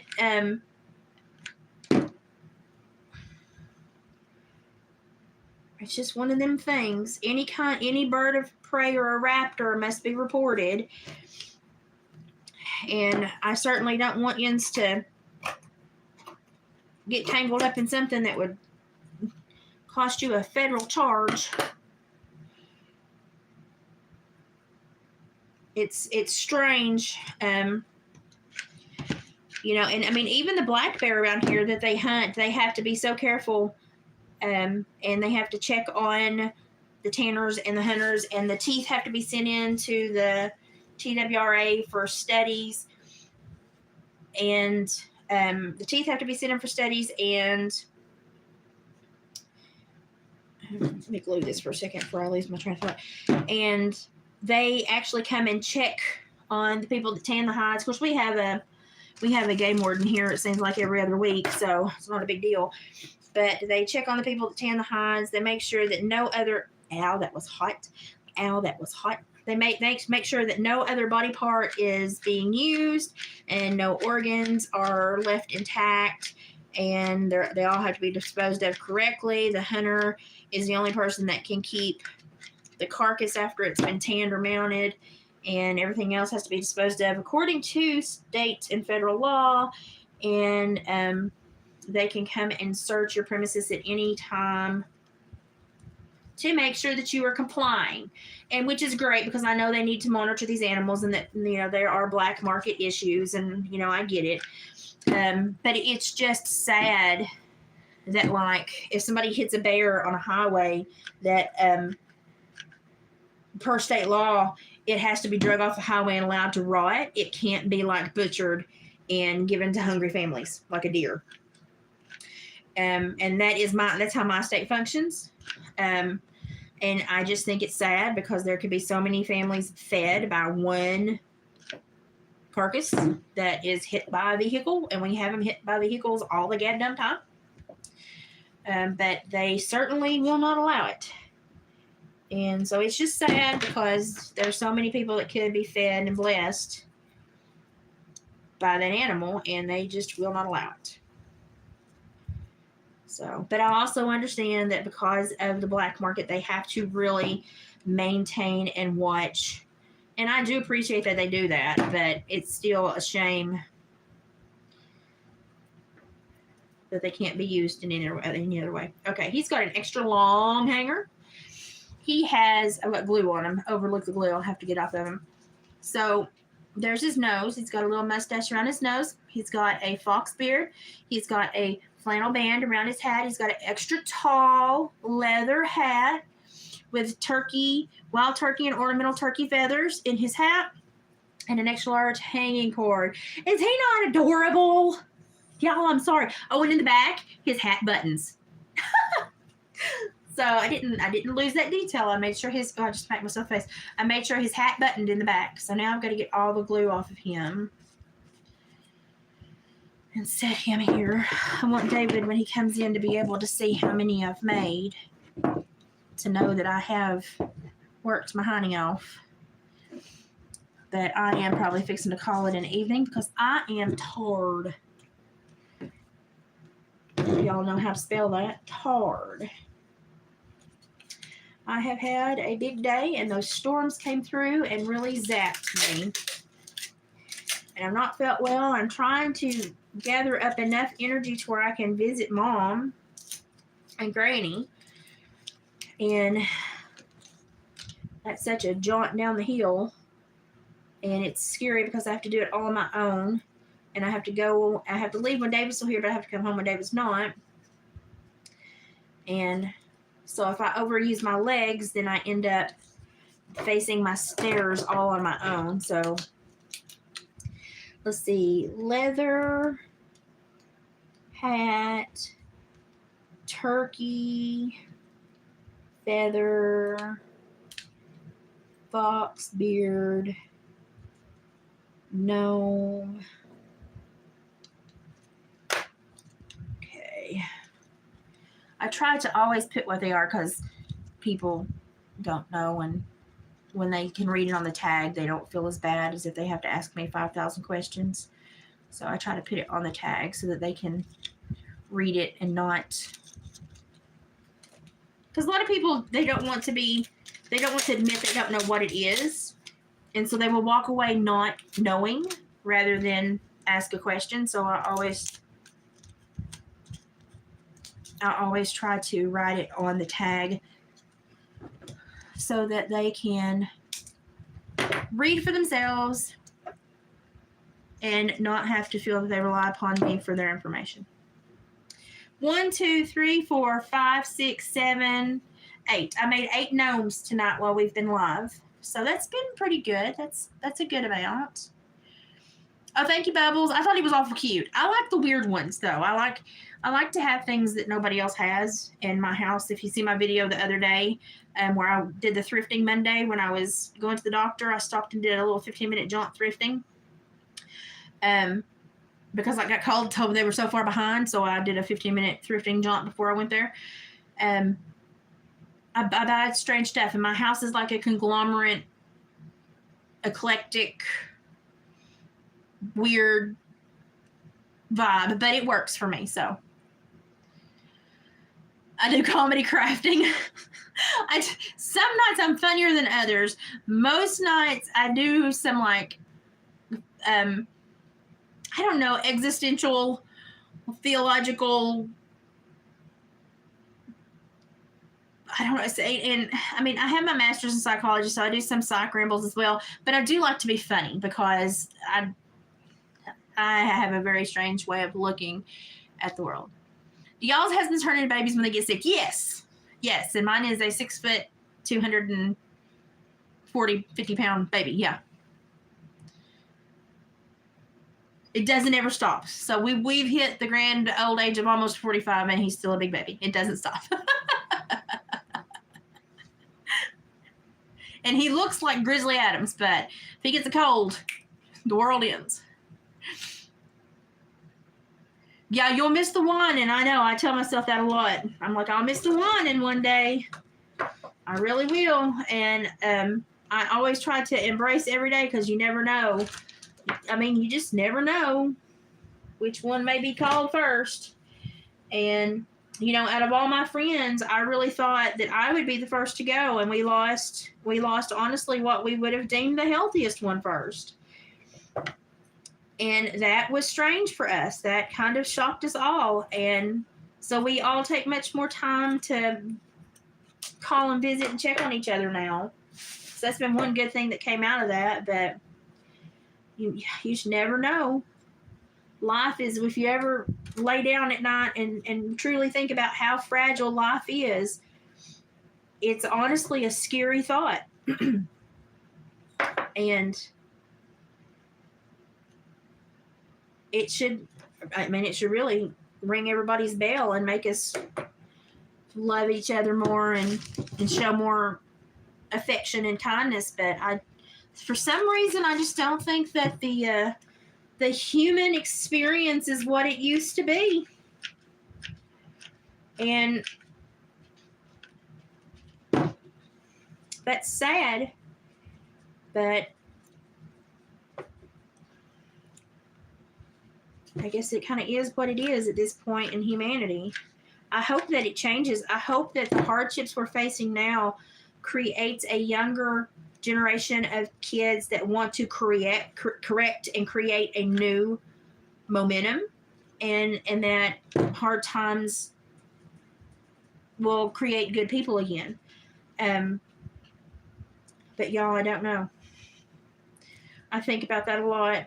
And I know that I raised 2 old souls, and that my kids would be deemed strange if they were seen by city dwellers. That my children would be deemed strange because they are very well versed in the old ways and very responsible young people. And so I know that a lot of people would be like, oh, your kids are weird.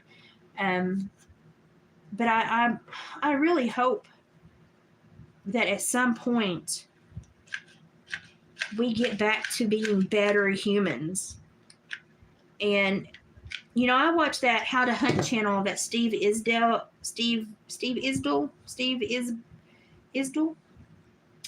I don't know how to say his last name. I'll butcher it, so I'm just going to shut up.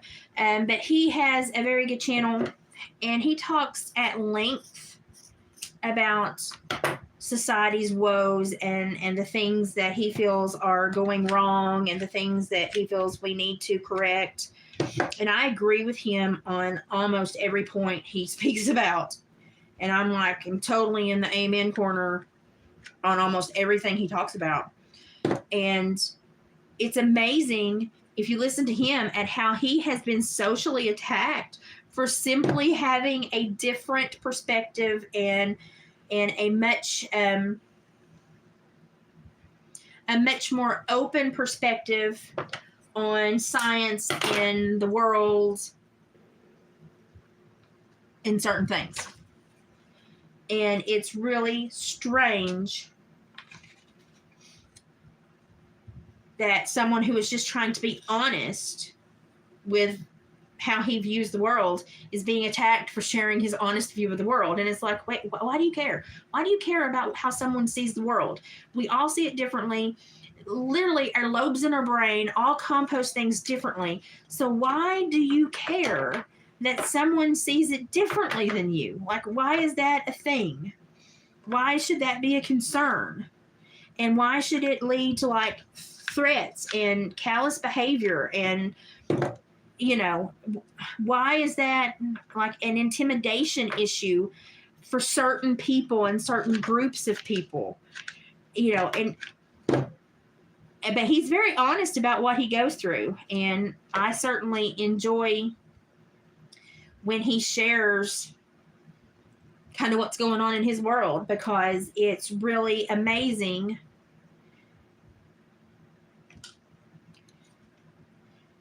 at what he has to go through sometimes just to share stories that people send in that are their experiences in the world around them and nothing more.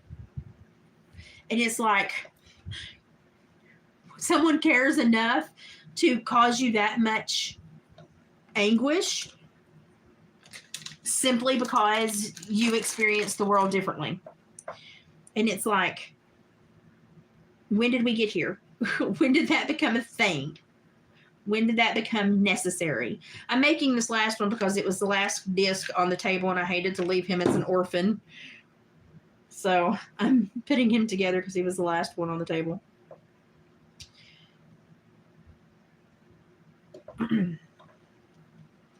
Oh, I about dropped it. Let me read my comments here. Yes, the younger generation wants to think that they're somehow in the hardest generation, that they've got the most trouble of any generation, that their life is the hardest of any generation. And I'm sitting here going, no, you're just the most whiny of any generation.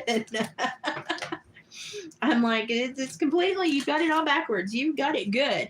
But I think also, if you go back and watch earlier, I was talking about how being raised by all these technological advances and all these tech stupid things has created an alienation of affection, which has created a lot of psychological, mental, neurological, and behavioral issues. And that is why we don't have kids that are competent, that understand what physical contact, love, affection, support, community, social function. They don't know what any of that is. And it's almost like they function at an emotionally dysregulatory status at like 100% capacity, like it's all dysfunctional. So their emotions are so unregulated or dysregulated that they live in such a hyperbolic emotional manner. They have no idea how to appropriately or proportionately emotionally respond to the world around them. And so everything is this huge issue or this huge drama or this, and it's like, no, that's not necessary. That is not necessary. And so to me, it's like the equation of like when your stomach really hurts and you think, oh, I'm just going to rip a huge fart and I'm going to feel better. And then you like put all this power and desire to try to push all this gas out of you and you get a, and you're like, that was not worth it. To me, that is like the last two generations that have come into the world. They have all this gutspa and spitfire and animosity and energy, and they do nothing with it. It's beneficial, nothing. And it's like, that was not what I intended. that did not come out as I thought it would. So I get really upset at the younger generations, because I'm like, you do know you have one job, and that's to better the world you come into, and y'all are not doing it. I mean, you just look at the crime stats alone, you're not doing it. You look at the social structures, the federal programming, and the welfare system, and you look at the stats on all of that, you're not doing it.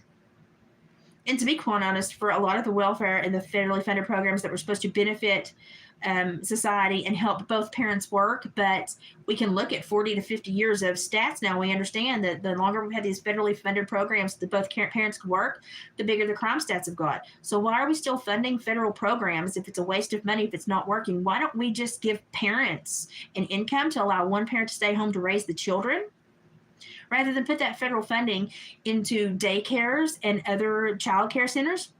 Just give one parent an income to stay home and raise the child so that they can make ends meet, so that your children are actually raised, so that the crime stats go down because they have a parent that's home and caring for them and actually teaching them what's wrong and right.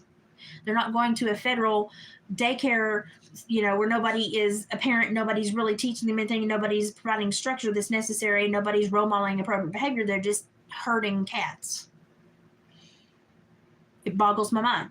But then they couldn't federally launder money back to themselves, because we all know that all the federal funding, I don't think, goes where it's supposed to go.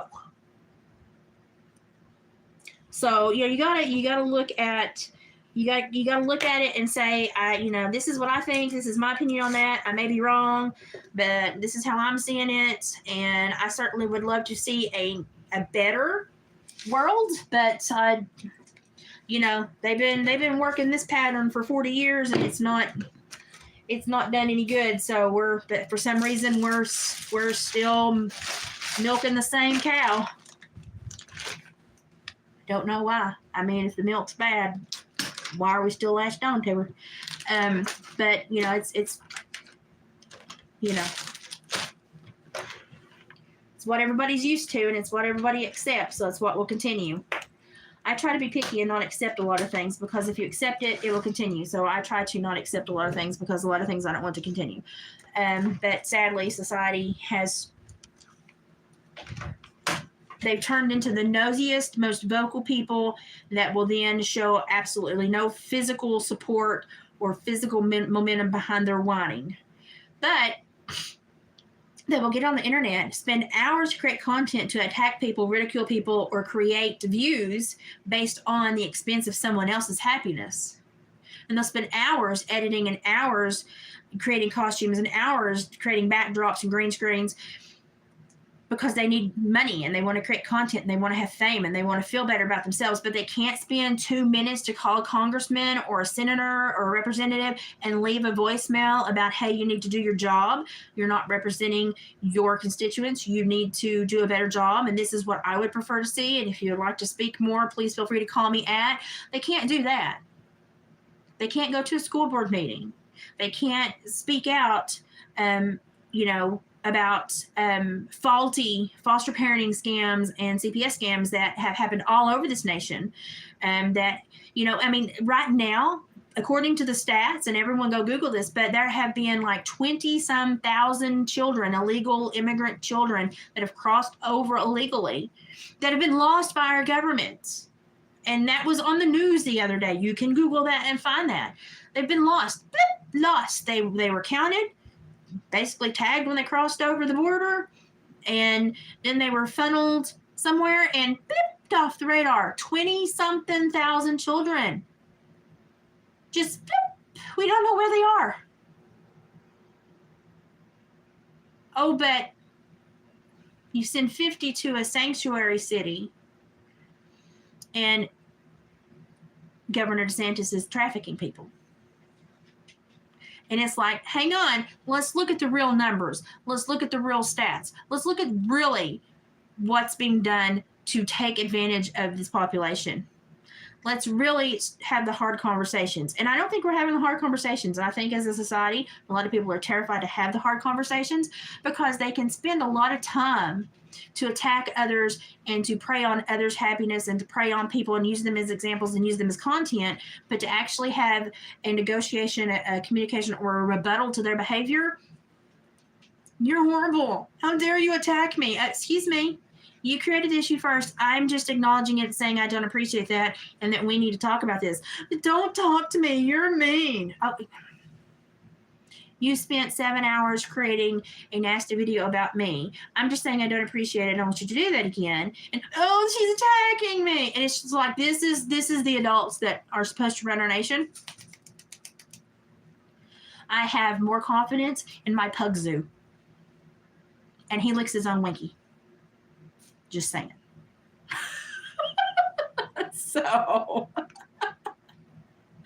that was one of my rants. I have those rants from time to time. So, but people, they'll get on the internet and say everything, but they will not in person have those conflicts to better society. We'll have them all the time on the internet. We'll do outlandish things on the internet, but in society, no conflict, or you're a horrible person, And it's like, no, we need these conflicts. We need to learn how to negotiate and compromise again, instead of just scream nasty words at each other and try to chase people away with defensive posturing. I'm sorry. I'm not a grade 8. I'm not going to throw poo at you. I'm going to use my words. So I get really frustrated a lot with, I want to see better behavior, and I want to see a more functional society, and I want to see children raised to be adults. And I don't want to see young adults want to stretch juvenile era into 35. You're an adult at 18. Act like it. If you're 27 and still in your mom and dad's basement, you need to do something. If you're not paying your share of the bills, you need to wake up. Life needs to ring your bell. So, but that's just how I am. I'm loud and I'm obnoxious. I understand that, but I want to change for the better, because I see our youth falling prey to so much stuff just because they have an emotional void. They have a need to belong, and our society and our families no longer feel that need to belong. we are turning into rogue mammals, and we're supposed to be herd animals that bond and use each other for security. And it boggles my mind how far we have really damned our own selves. And it's just like, we didn't even try. It just happened. And, imagine if the negative energy that was placed in all of that, if we could get the positive energy to change it. Imagine. Just imagine. That's it. And if you want to be oppressed in this day and age, you can find something to oppress you. I mean, you can walk out and sneeze and have allergies, and boom, there's your oppression for the day. You can walk out, look at the sun, and it's too bright, boom, there's your oppression for the day.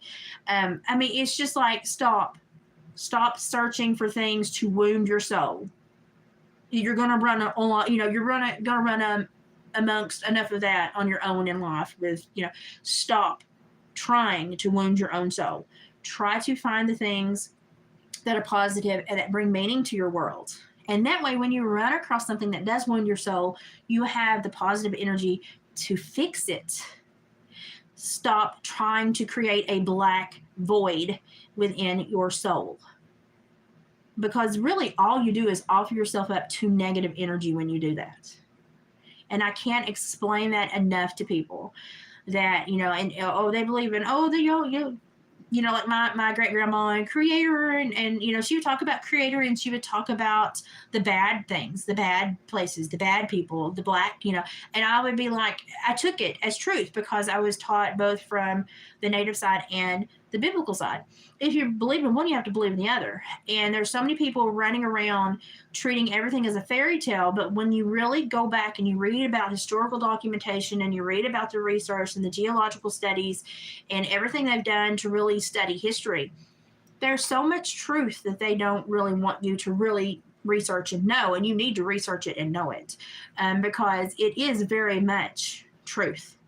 And and I tell everybody, I don't care what path you're on to a higher spiritual connection, as long as you're looking for a higher spiritual connection, because as long as you hold something higher than yourself and higher regard than yourself, then you're always going to hold yourself accountable to something higher than you.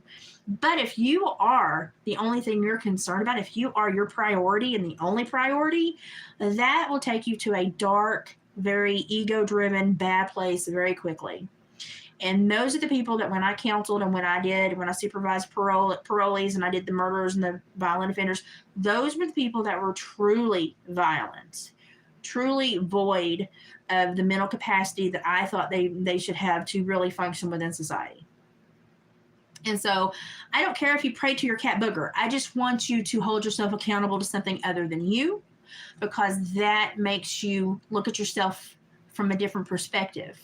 And it's very necessary to have that different perspective and to view yourself honestly and try to understand how others also see you, because that is a revelation for most people.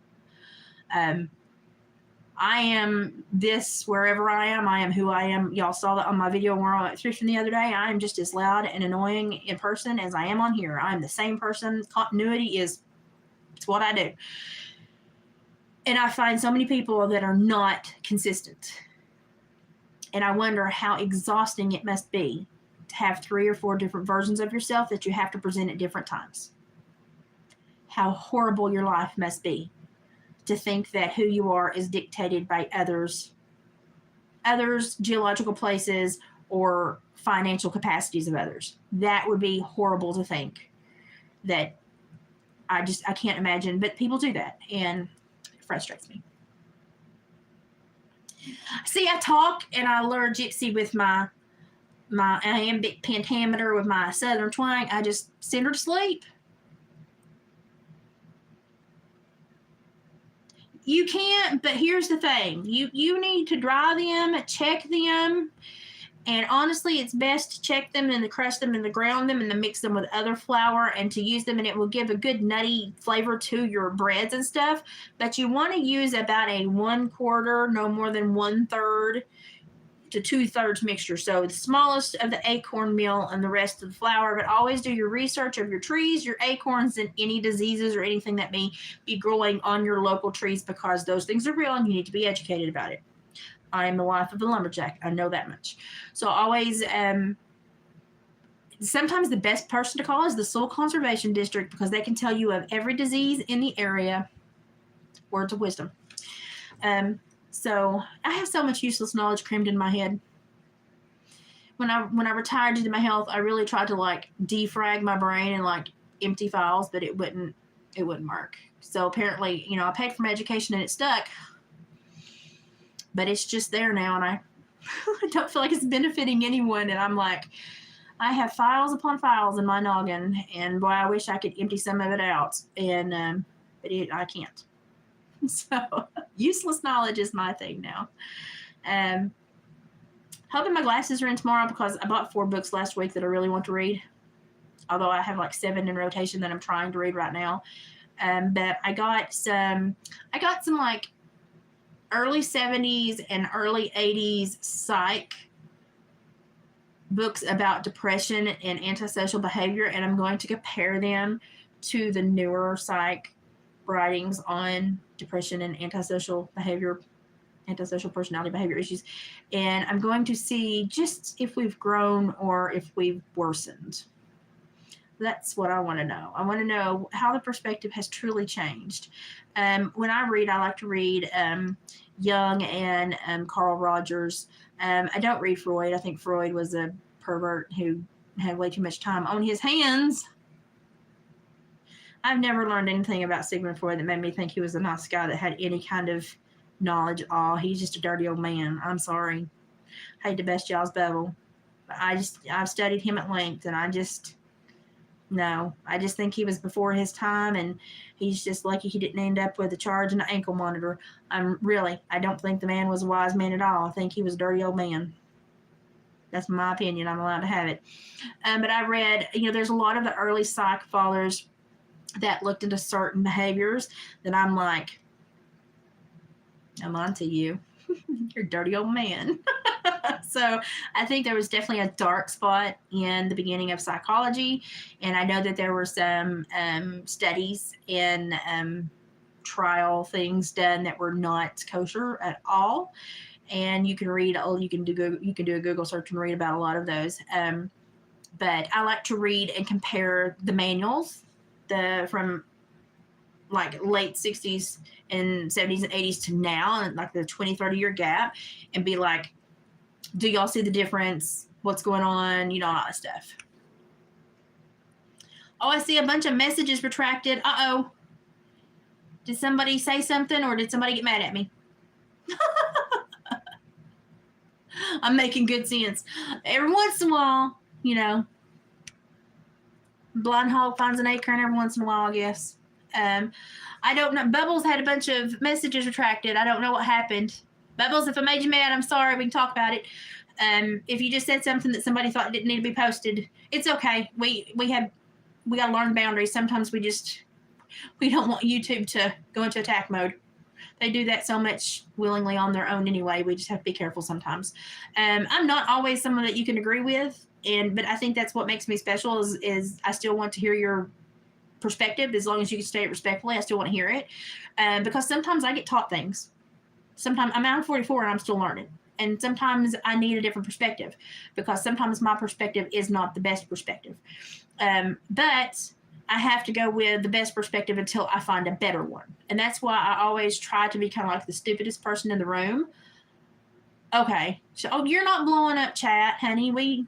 I don't mind you blowing up chat. We're all talking. I enjoy the conversation. Don't ever worry about that. It's fine.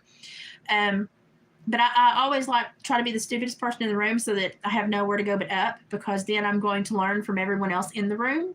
So I have no problem being the stupidest person in the room, as long as I'm going to be taught something with the other people in the room. I'm fine with that. So every once in a while I learn something. And when I learn it, I will normally come and be like, guess what I learned? Guess what I was totally hanging on to that was wrong? Let me tell you. And I will openly tell you that I was stupid and learned something, and it changed my world. Y'all know that.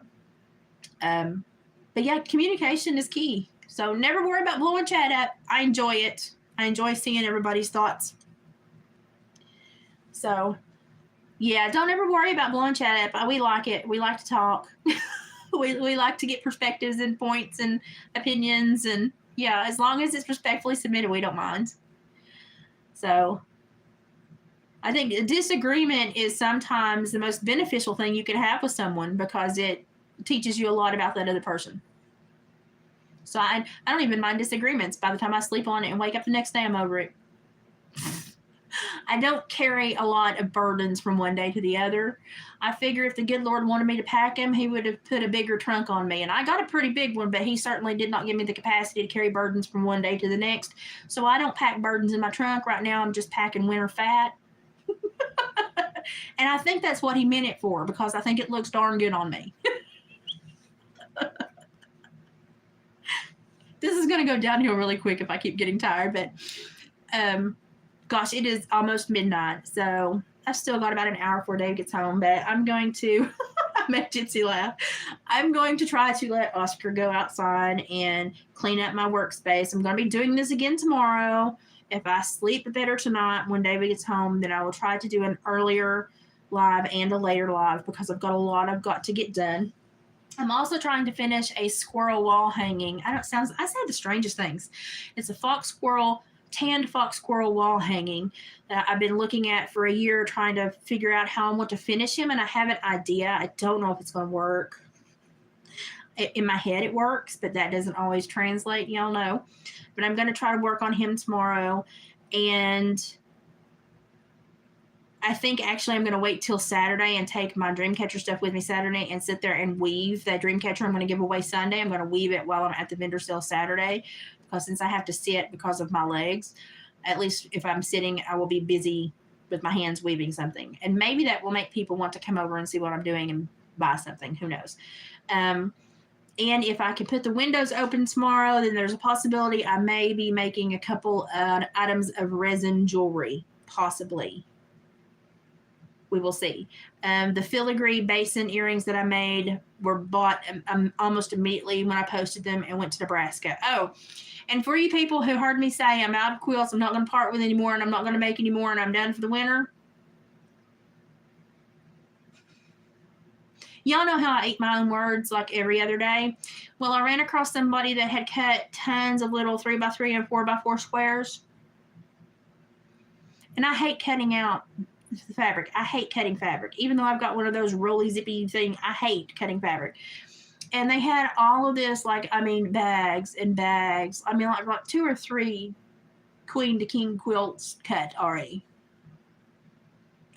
And they were like, you can have them all. And it was like all of it for like $25. And I was like, that's literally like $100 worth of fabric. And I was like, okay, yeah.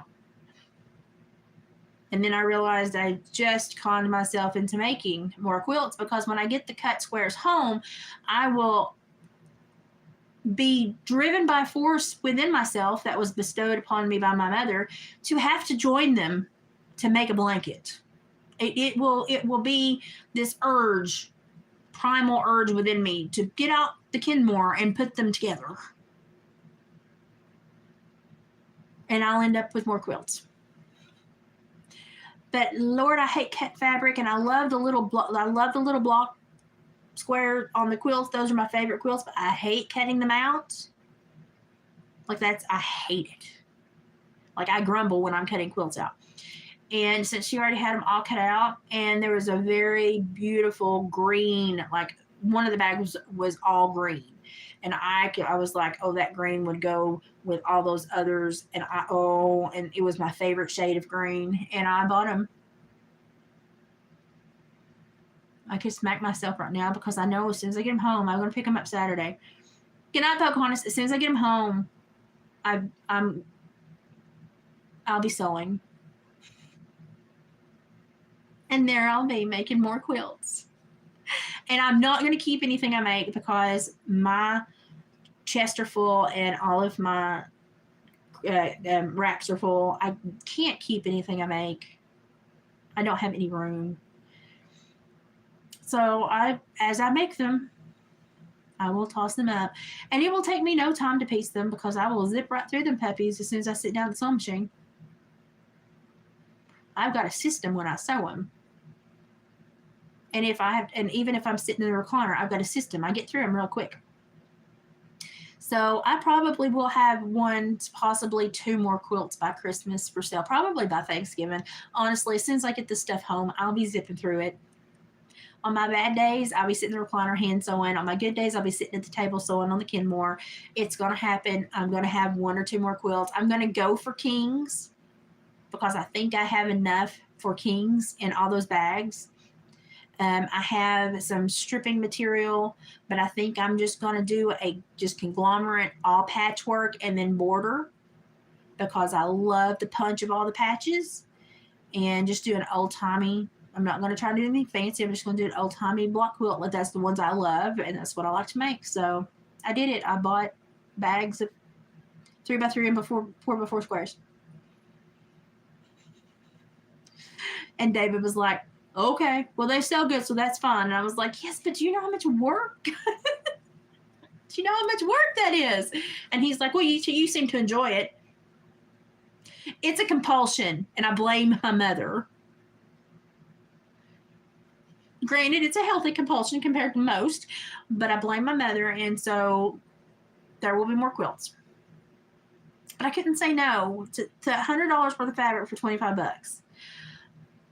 Like, and some of it was like old, like the old fabric that you can't find anymore, that like people's grandmas had in storage, that people would buy bolts and bolts when in the old days, and then they would hide some away in a cedar chest, and then the great granddaughters would find it and sell it.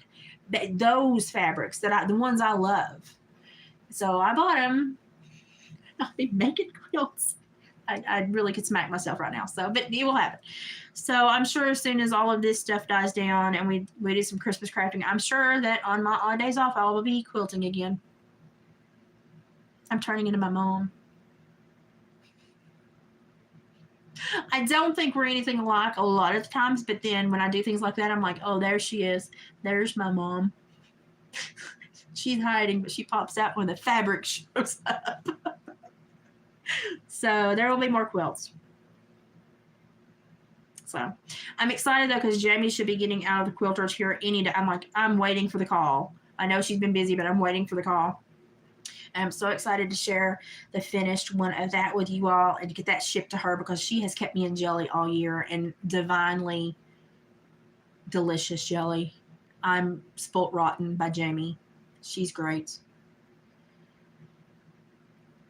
I know there was a lady from North Carolina snatched that one up, and I posted it. And as soon as it was listed, I posted the community post, and David was like, "That didn't even last like 17 hours," and I was like, "I know, that was wow."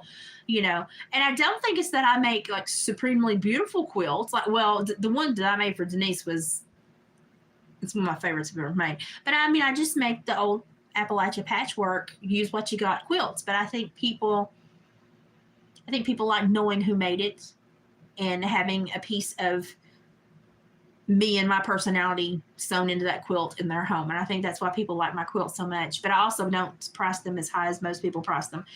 Because, I know it's a lot of work, but they lost, it's a quilt. I got 50,000. So I try not to get greedy. I just try to make sure that I average out how many hours I put into it and my fabric. But I normally get great deals on fabric, so I try to pass that along to you all. It's when I send it off to be have the batting, the backing, and the binding put on, because I cuss when I do that. And even though my mom's got the big machine, I can't do it. My coordination is not there anymore. So I send it to Margie up the road, and she quilts everything for me. So I just have to make the tops and pick all my colors out and send to her, and she finishes. And I love that woman. I love her.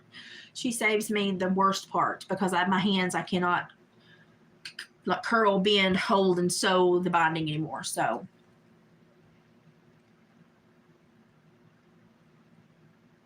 that green one is the first one that my mom truly ever pieced for like show.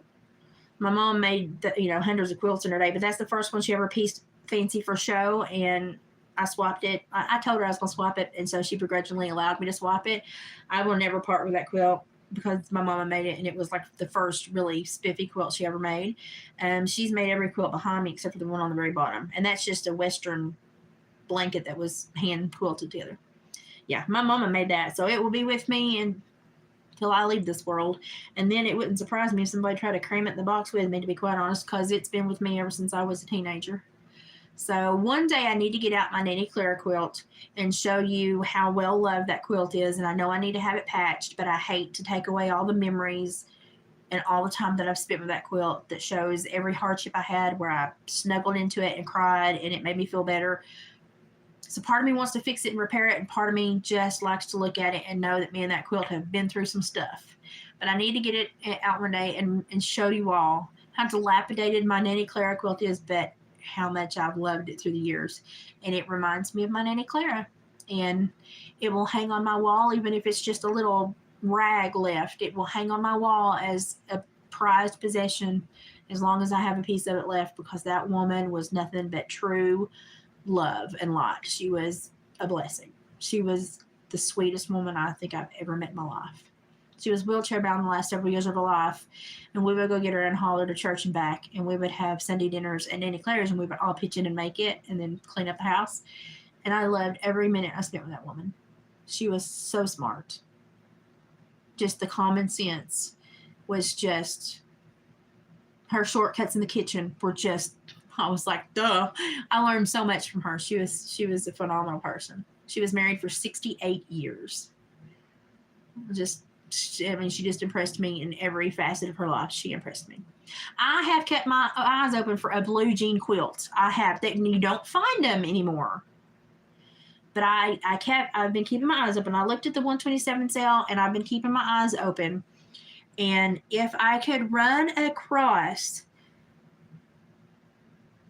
a time frame where I felt froggy enough to cut it out, I could probably force a lap quilt. I don't know if I could force myself to do a huge one. I could probably force a lap quilt if I could get a good enough deal on some jeans at the thrift store and cut them out. That's a lot of handwork for my hands on days when my muscles don't like to work really well. But I think I might be able to coerce Kim into helping me cut the blocks out. I probably could. I could probably have Mexican delivered and call her over for dinner and sit and jibber jabber and cut blocks out. That may be something I attempt. Yeah, it's just pieces. Yeah, and the more random and the more colors, the more beautiful they are. And you just don't see them very much, because if they ever get wet, you're screwed. Like if they ever get wet unintentionally and you're not dry cleaning or something, you're screwed. And so a lot of people kept them for years, and then they would either have a ceiling leak, or they would, and they would lose it that way. That's how my friend lost hers. They had a leak in a guest room, and it got it wet, and she tried to have it dry cleaned twice, and it just would not.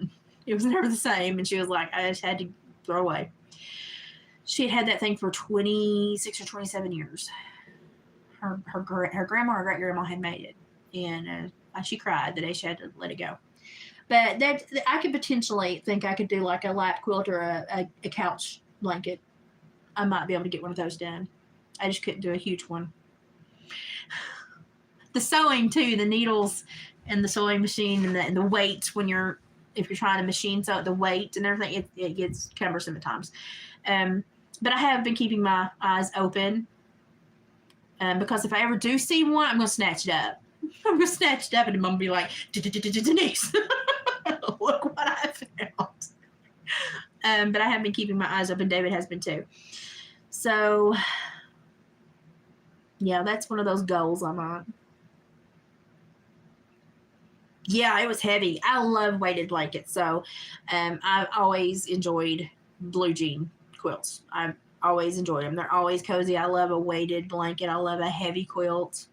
I love to put 2 quilts on my bed, and it helps calm the nerves in my legs when they're having bad nights. And David's like, I feel like I'm being squished over here. And I'm like, really? I feel comfortable. But I love the weighted blankets. So, but I may very well, if I can't find one soon, I may very well attempt to tackle a small one for you. I think I owe you a quilt. I think I owe you at least the lap quilt, the blue jean lap quilt. I could probably get it done. Lord knows I keep buying fabric and getting projects on my list, so just add another one. Keeps me going. I think it keeps me going. Even on bad days, it keeps the momentum going, so I have something to look forward to. So, okay, it's officially midnight. I'm going to let Oscar out because he's looking at me like he's just sending lasers through his eyeballs. And I'm going to pick up a little bit and try to get ready for bed. And I will see you all tomorrow. I'm going to try to sleep. Probably and not going to get going super early, but I'm going to try to do an afternoon and then a nighttime live to get more crafting done. I think we got 8 or 9 done today. Pretty good. So if I do that, we'll get about 20 made by Saturday. So we're doing pretty good. That suits me. I'm sure to suit David as well. Yeah, I used to put a quilt rack and set it by the stove to heat the blankets to put on the kids' beds at nights. And so they go to bed warm, especially if somebody had a cold or something. That was like the oldest trick in the book. So we do all that too. You just have to not put them too close. But we do all that stuff too. And those are some of my best memories.